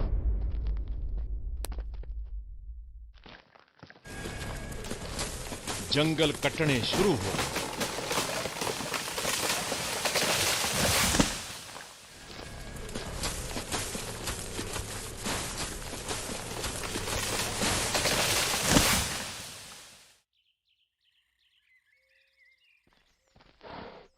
ਵਾਹਿਗੁਰੂ ਜੀ ਕਾ ਖਾਲਸਾ ਵਾਹਿਗੁਰੂ ਜੀ ਕੀ ਫਤਿਹ। ਖਾਲਸਾ ਜੀ, ਲਖਪਤ ਰਾਏ ਤਾਂ ਪਾਗਲ ਹੋ ਗਿਆ ਲੱਗਦਾ। ਉਹ ਸਾਡੇ ਤੱਕ ਪਹੁੰਚਣ ਲਈ ਜੰਗਲ ਕਟਵਾ ਰਿਹਾ ਹੈ। ਜੰਗਲਾਂ ਨੂੰ ਕਟਵਾ ਕੇ ਸਾਡੇ ਤੱਕ ਪਹੁੰਚਣਾ ਇੱਕ ਸੁਪਨੇ ਵਰਗਾ ਹੈ ਜੋ ਕਦੇ ਸਾਕਾਰ ਨਹੀਂ ਹੋ ਸਕਦਾ।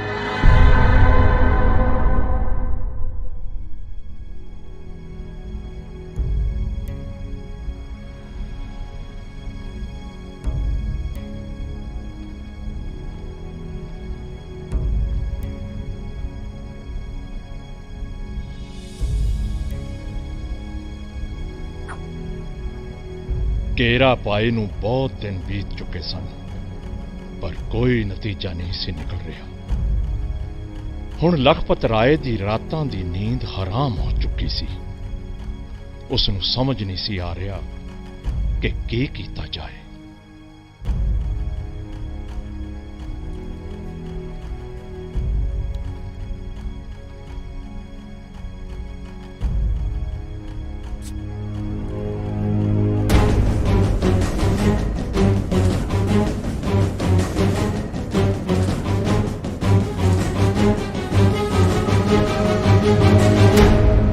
ਤੇ ਹੁਣ ਘੇਰਾ ਪਾਏ ਨੂੰ ਵੀ ਕਾਫੀ ਦਿਨ ਬੀਤ ਗਏ।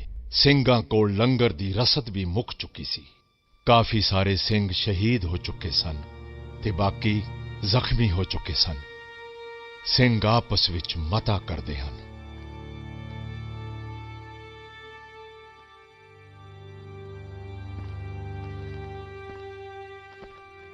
दीवान साहब, इस तरह जंगलों को काटने में तो कई महीने और कई साल लग सकते हैं, जिससे दुश्मन हमारी पकड़ से और दूर हो जाएगा और हमारी तमाम कोशिशें नाकाम हो जाएंगी। हुजूर,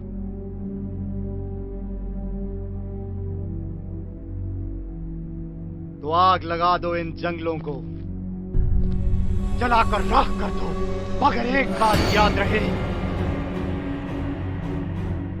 एक भी सिख बचने न पाए। जी हुजूर।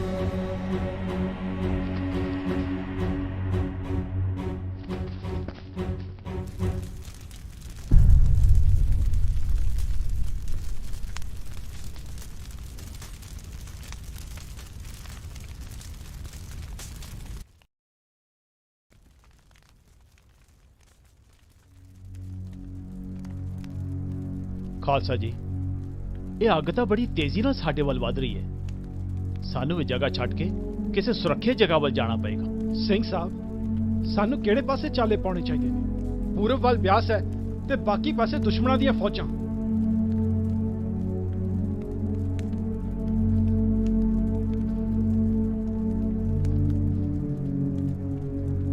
ਖਾਲਸਾ ਜੀ, ਅਸੀਂ ਬੰਸੌਲੀ ਦੀਆਂ ਪਹਾੜੀਆਂ ਵੱਲ ਕੂਚ ਕਰਾਂਗੇ।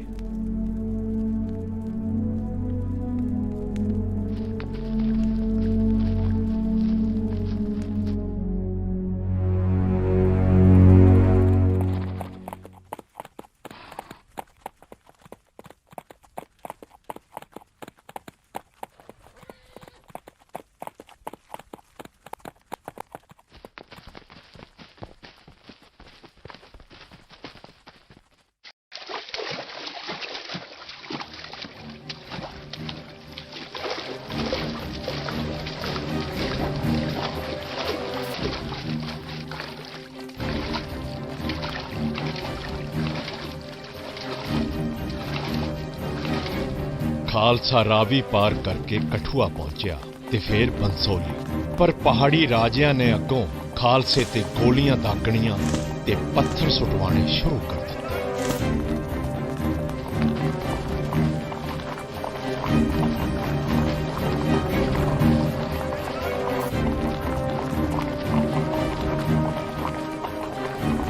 ਫਿਰ ਸਿੰਘ ਵਾਪਸ ਮੈਦਾਨੀ ਇਲਾਕੇ ਵੱਲ ਚੱਲ ਪਏ, ਜਿੱਥੇ ਉਹਨਾਂ ਨੂੰ ਖਬਰ ਮਿਲਦੀ ਹੈ ਕਿ ਲਖਪਤ ਰਾਏ ਦੀ ਫੌਜ ਰਚਨਾ ਦੁਆਬ ਵਿੱਚ ਪਹੁੰਚ ਚੁੱਕੀ ਹੈ। ਇੱਕ ਪਾਸੇ ਰਾਵੀ ਠਾਠਾਂ ਮਾਰਦੀ ਸੀ ਤੇ ਦੂਜੇ ਪਾਸੇ ਦੁਸ਼ਮਣ ਦੀ ਫੌਜ।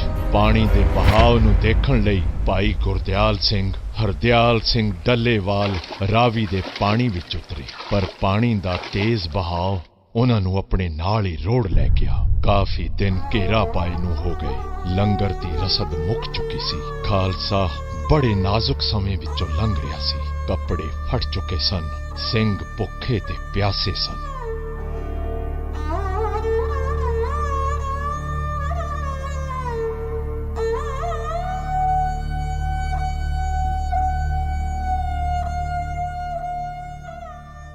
ਖਾਲਸਾ ਜੀ, ਹੁਣ ਫੈਸਲੇ ਦੀ ਘੜੀ ਆ ਚੁੱਕੀ ਹੈ। ਇਸ ਤਰ੍ਹਾਂ ਭੁੱਖ ਪਿਆਸ ਨਾਲ ਮਰਨ ਨਾਲੋਂ ਤਾਂ ਚੰਗਾ ਹੈ ਮੈਦਾਨੇ ਜੰਗ ਵਿੱਚ ਦੁਸ਼ਮਣ ਨਾਲ ਜੂਝ ਕੇ ਸ਼ਹੀਦੀਆਂ ਪਾਈਏ।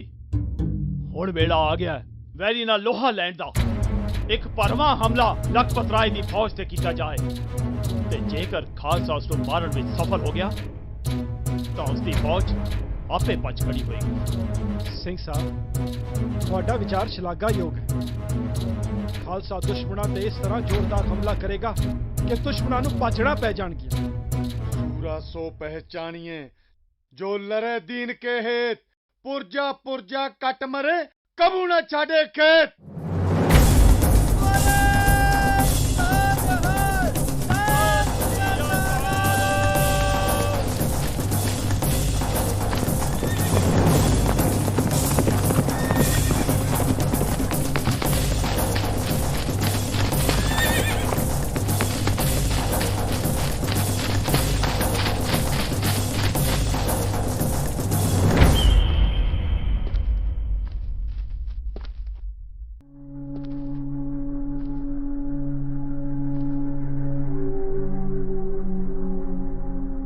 जाओ और खत्म कर दो इन सबको।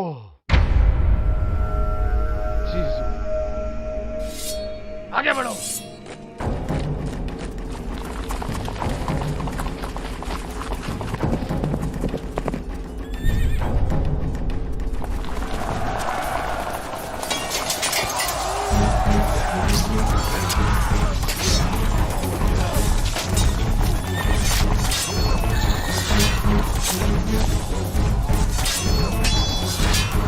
ਖਾਲਸਾ ਘੱਟ ਗਿਣਤੀ ਹੋਣ ਦੇ ਬਾਵਜੂਦ ਬੜੀ ਬਹਾਦਰੀ ਨਾਲ ਦੁਸ਼ਮਣਾਂ ਨਾਲ ਲੜਦਾ ਹੈ।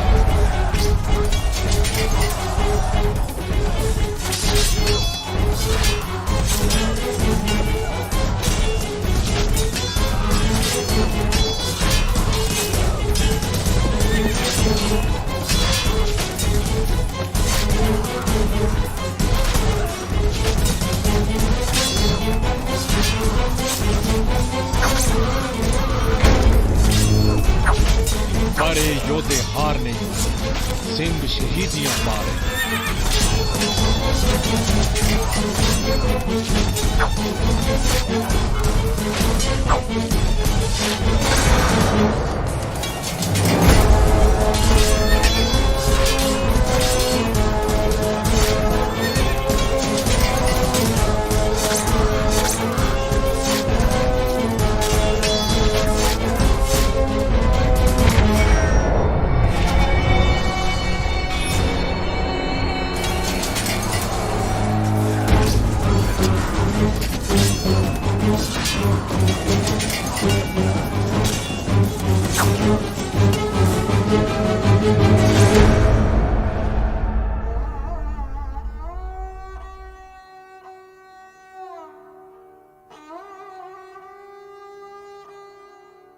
ਖਾਲਸਾ ਜੀ, ਮੇਰੇ ਖਿਆਲ ਮੁਤਾਬਕ ਸਾਨੂੰ ਕਿਸੇ ਸੁਰੱਖਿਅਤ ਥਾਂ ਵੱਲ ਕੂਚ ਕਰ ਜਾਣਾ ਚਾਹੀਦਾ ਹੈ।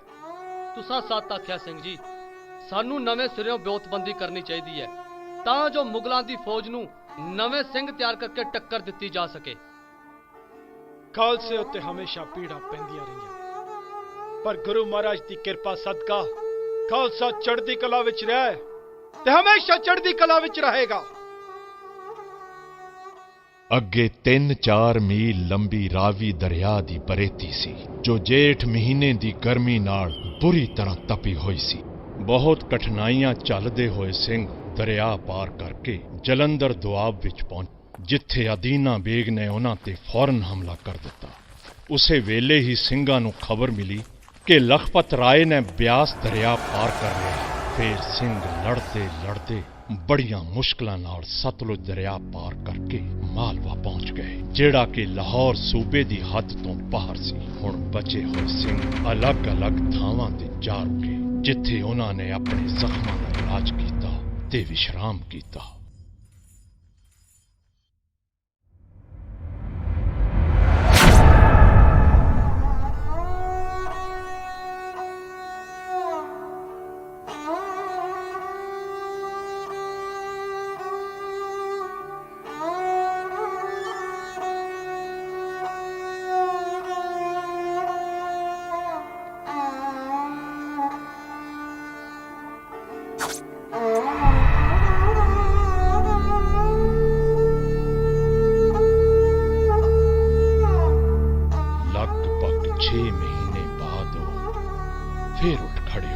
ਇਸ ਕੱਲੋਕਾਰੇ ਵਿੱਚ 7000 ਦੇ ਕਰੀਬ ਸਿੰਘ ਸ਼ਹੀਦ ਹੋਏ ਤੇ 3000 ਦੇ ਕਰੀਬ ਫੜ ਕੇ ਸ਼ਹੀਦ ਕਰ ਦਿੱਤੇ ਗਏ। ਜਿਹੜੇ ਆਮ ਸਿੱਖ ਲਖਪਤ ਰਾਏ ਦੇ ਵਿਰੁੱਧ ਨਹੀਂ ਲੜੇ ਸਨ, ਉਹਨਾਂ ਨੂੰ ਵੀ ਬੰਦੀ ਬਣਾ ਕੇ ਕਤਲ ਕਰ ਦਿੱਤਾ ਗਿਆ। ਇਸ ਕੱਲੋਕਾਰੇ ਤੋਂ ਸ਼ਹਾਦਤ ਹੋ ਕੇ ਹੋਰ ਸਿੰਘਾਂ ਨੇ ਵੀ ਵੱਧ ਚੜ ਕੇ ਕੁਰਬਾਨੀਆਂ ਦਿੱਤੀਆਂ ਤੇ 20 ਸਾਲਾਂ ਦੇ ਅੰਦਰ ਖਾਲਸਾ ਰਾਜ ਸਥਾਪਿਤ ਕਰ ਲਿਆ। ਇਸੇ ਨਾਲ ਹੀ ਆਜ਼ਾਦੀ ਦੇ ਸੰਘਰਸ਼ ਦਾ ਪਹਿਲਾ ਪੜਾਅ ਖਤਮ ਹੋਇਆ।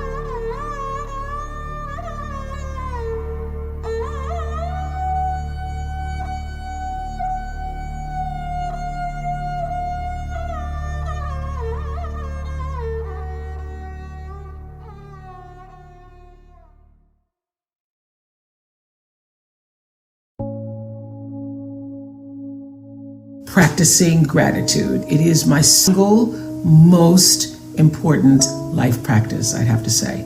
And I know with Thanksgiving coming, many people think about being thankful. There's lots of talk about Thanksgiving and blessings, but that's kind of like going to church on just Christmas and Easter. It counts, but it's not consistent, because for me, gratitude is something that is necessary and should be practiced every day, because making space for appreciating what you have opens you up for a happier, more fulfilled existence, I guarantee, while ensuring that those blessings just keep flowing.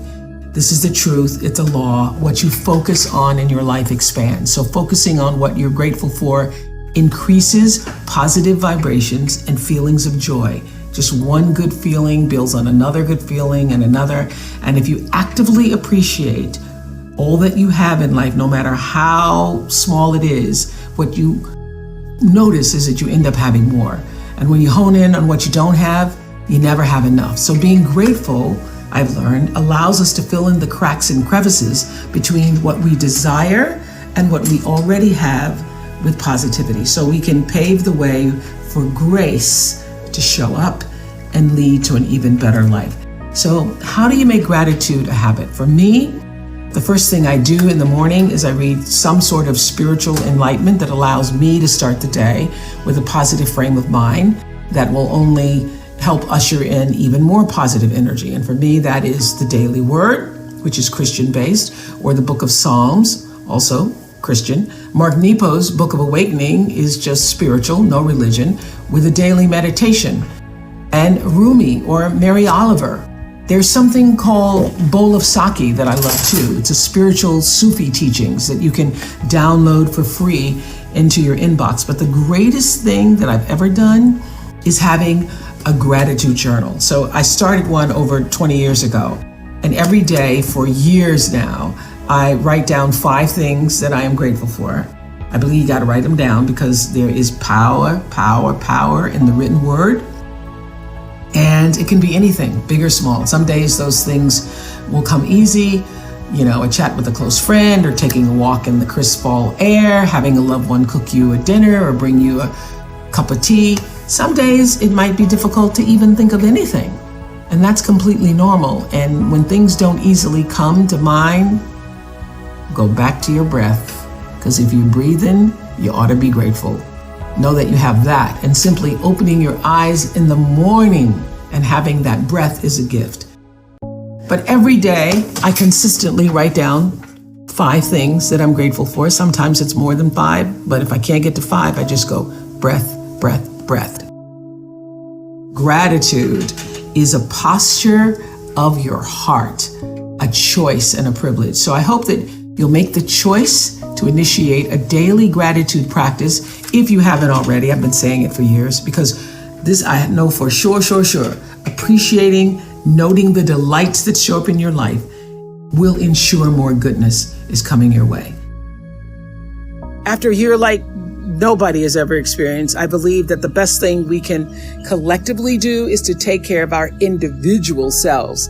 Now, I know that might sound oversimplified and even selfish to some people, but this is what I know for sure, that you have to feed yourself with love and loving thoughts in order to show up more fortified and complete to give other people your love. We hear about self-care so much these days, but what does it really mean? Well, for me, it's about engaging in practices that fill you up in every way. That means eating foods that are both enjoyable and nourishing, giving your body the gift of some form of movement every day, and surrounding yourself with people whose energy uplifts you. This is so important. Also, creating space in your day for at least, just give yourself at least a minimum of 5 minutes of stillness.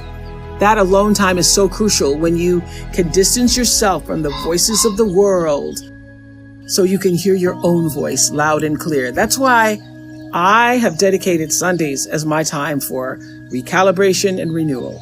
So sometimes it's just a simple walk in nature or just sitting out in the backyard. All of it, that alone time helps me recenter, refuel me for whatever the coming week is. And however that shows up for you, that's what you need to do for you. I love how Glennon Doyle put it in her book, Love Warrior. She said, I have met myself and I'm going to care for her fiercely. So I know we have to be reminded as women people to continuously make ourselves a priority, because when you truly value yourself, the world reflects that worth back to you. Nobody needs to be reminded of the importance of self-care, though, more than mothers. So we all know that back in normal times, before there was the pandemic, moms had so much on their plates, managing the needs of children and spouses and households and in-laws, and that's why I have so much respect for people who do it well. And now the pandemic has taken its toll, from juggling increased childcare demands to mental health ramifications to economic strain. From the more than 5 million jobs of women were lost since February of 2020. So we know mothers are carrying a heavy load on their shoulders, and that's just another indication that self-focus on yourself is so important. Is there someone you need to forgive? It's one of the most difficult principles of life to practice, but it can also be one of the most rewarding. It's one of the grandest gifts you can give to yourself. You forgive and you become relieved of the heavy burden of resentment that you've been carrying that's weighing you down. You become lighter, literally, and things in your life begin to fall into place. So as someone who has experienced abuse during childhood, I know very well that the struggle to forgive the people in your life who have hurt you is real and it's painful. But know this, it's not about condoning whatever it is that person did to mistreat you. It is about allowing what they did to affect how you live your life now. Dr. Gerald Jampolsky put it to me this way years ago on the Oprah Show. It was a big aha moment that I've accepted now as spiritual law, when he said, forgiveness is giving up the hope that the past could have been any different. I repeat that. Forgiveness is giving up the hope that what woulda, coulda, shoulda happened, in fact, it did not happen. It's accepting the reality of what did happen and moving on. This truth has been fundamental in allowing me to live my best life. It was transformative. You have to come to the realization that what might have been is not what is. Easy to hear, I know, and harder to do. You got to sit with the hurt, feel it.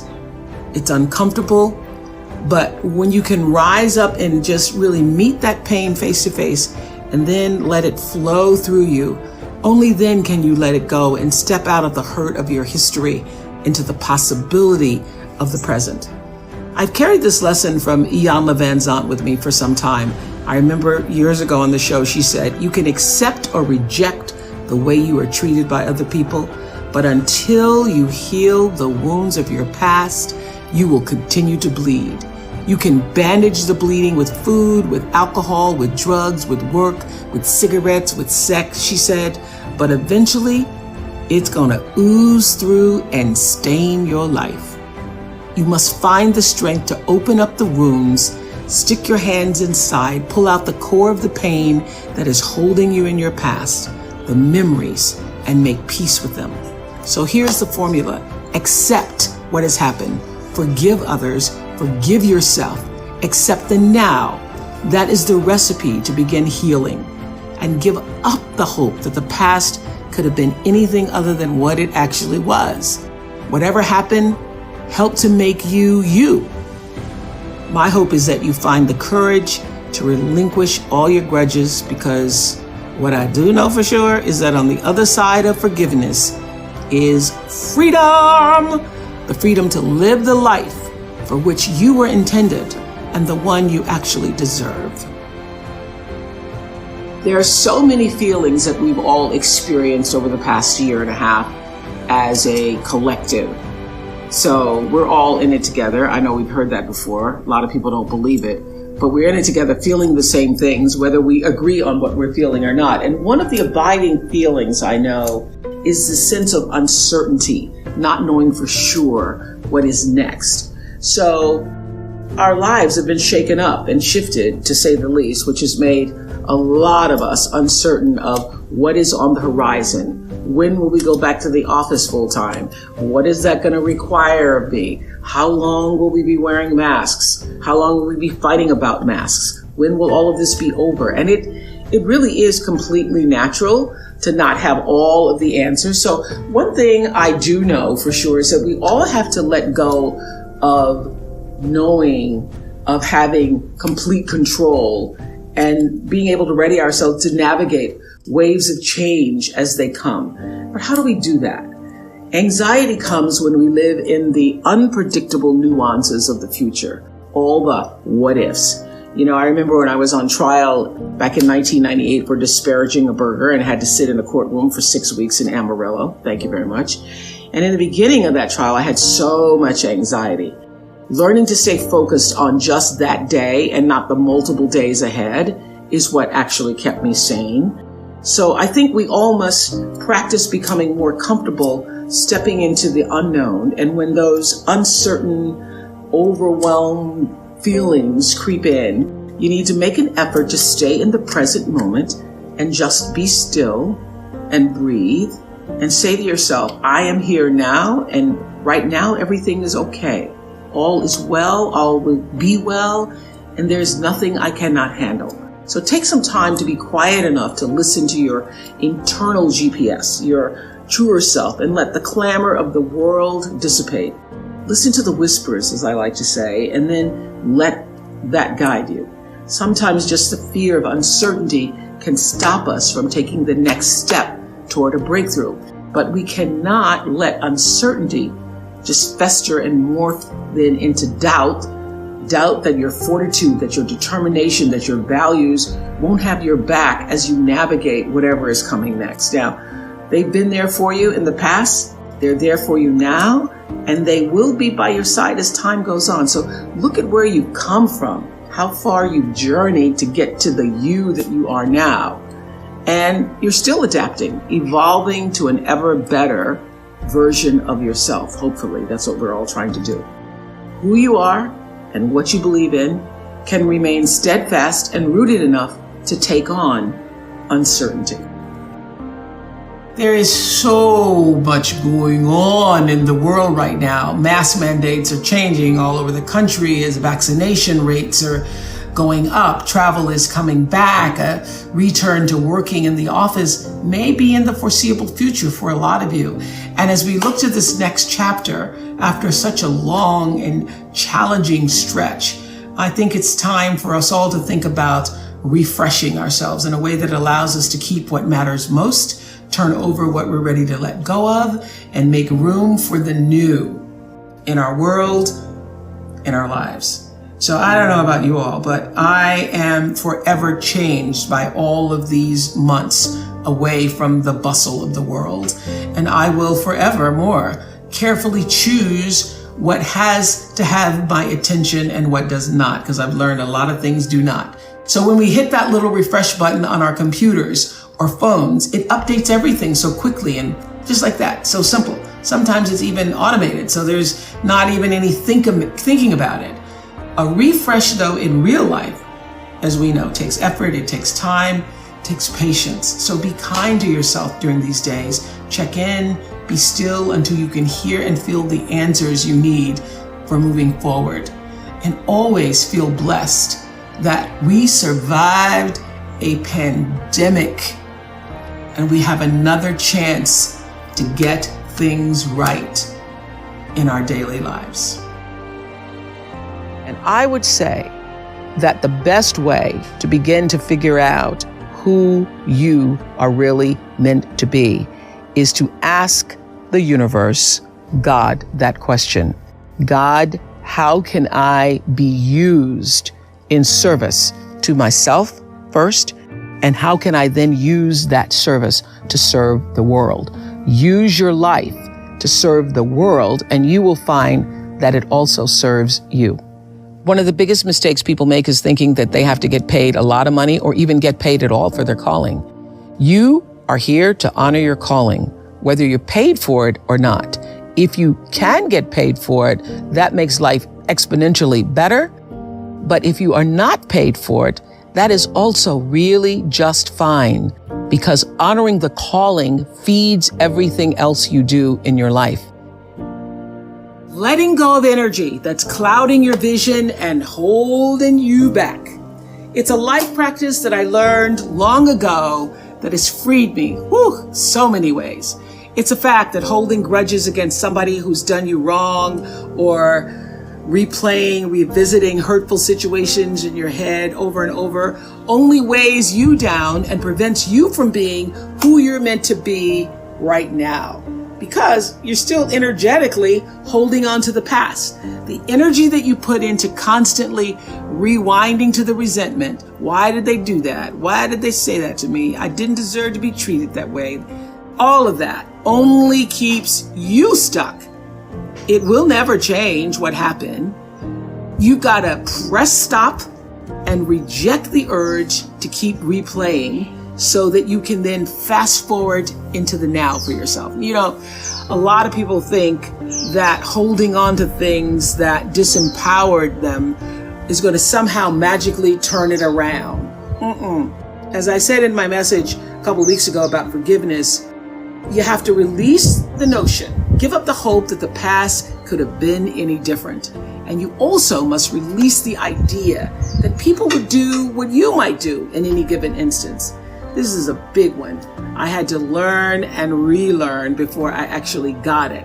Expecting people to do what you would do in a situation only leads to your disappointment, not theirs. They're going on with their life.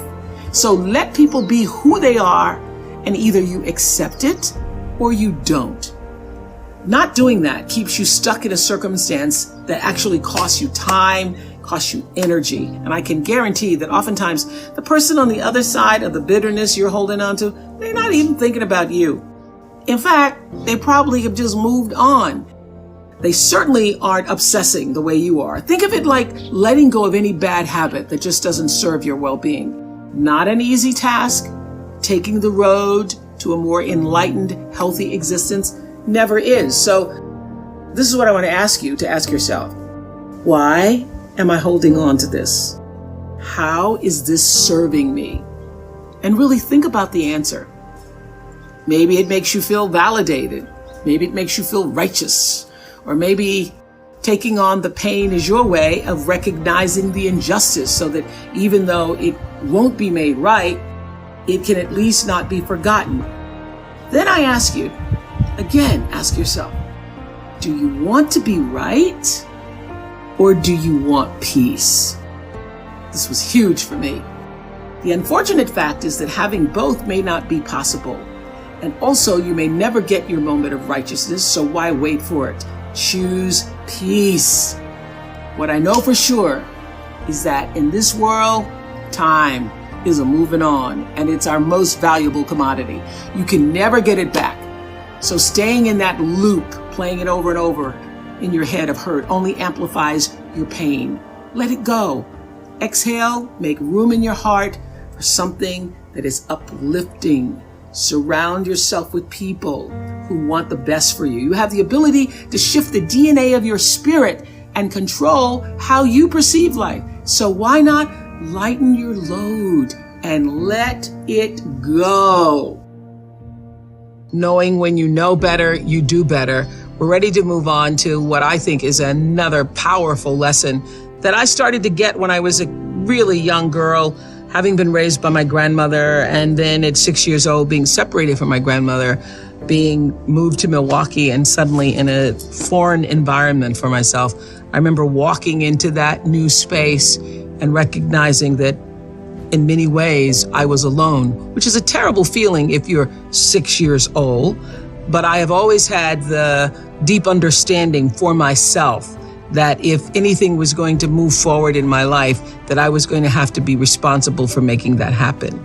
And I know that to be true now and can articulate it as you are responsible for your life. And if you're sitting around waiting on somebody to save you, to fix you, to even help you, you are wasting your time, because only you have the power to take responsibility to move your life forward. And the sooner you get that, the sooner your life gets into gear. This is what I know from doing 25 years and thousands of interviews on The Oprah Show. It does not matter where you come from. I have seen people come out of the desert, walk across the desert, being born in the most dire of circumstances. Doesn't matter what your mama did, whether she did or had a PhD or no D. What matters is now, this moment, and your willingness to see this moment for what it is, accept it, forgive the past, take responsibility, and move forward.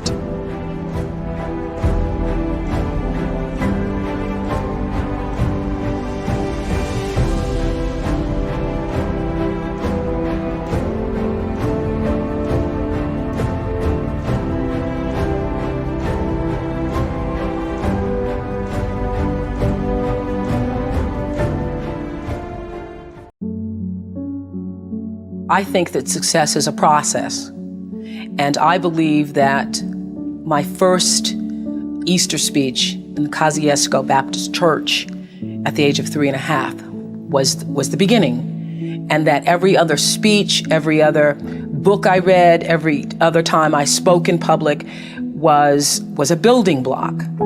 So that by the time I first sat down to audition in front of a television camera and somebody says, read this, what allowed me to read it so comfortably and be so at ease with myself at that time was the fact that I'd been doing it a while. If I'd never read a book or I'd never spoken in public before, I would have been traumatized by it. So the fact that we went on the air with the Oprah Winfrey Show in 1986 nationally, and people say, oh, but you're so comfortable in front of the camera, you can be yourself. Well, it's because I've been being myself since I was 19. And I would not have been able to be as comfortable with myself had I not made mistakes on the air and been allowed to make mistakes on the air and understand that it doesn't matter. You know, there's no such thing to me as an embarrassing moment. No such thing. If I tripped and fell, if my bra strap showed, if my slip fell off, if I fell flat on my face, there's no such thing as an embarrassing moment because I know that there is not a moment that I could possibly experience on the air that somebody else hasn't already experienced. So when it happens, you say, oh, my slip fell off.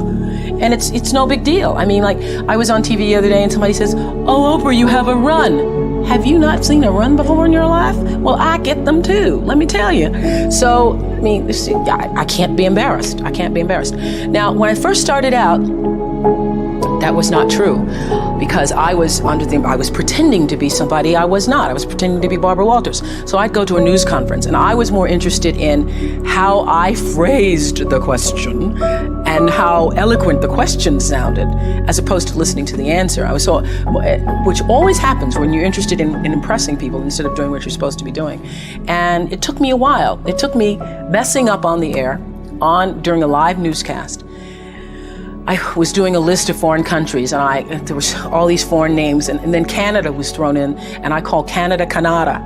And I got so tickled that I called Canada. I go, that wasn't Canada, that was Canada. Excuse me, that wasn't Canada, that wasn't Canada, that was Canada. And then I started laughing. Well, it became the first real moment I ever had. And the news director later said to me, well, if you do that, then you should just keep going. You shouldn't correct yourself and let people know. Well, I know, well, who's ever heard of Canada? So that was, for me, the beginning of realizing that, oh, you can laugh at yourself and you can make a mistake and it's not the end of the world. You don't have to be perfect.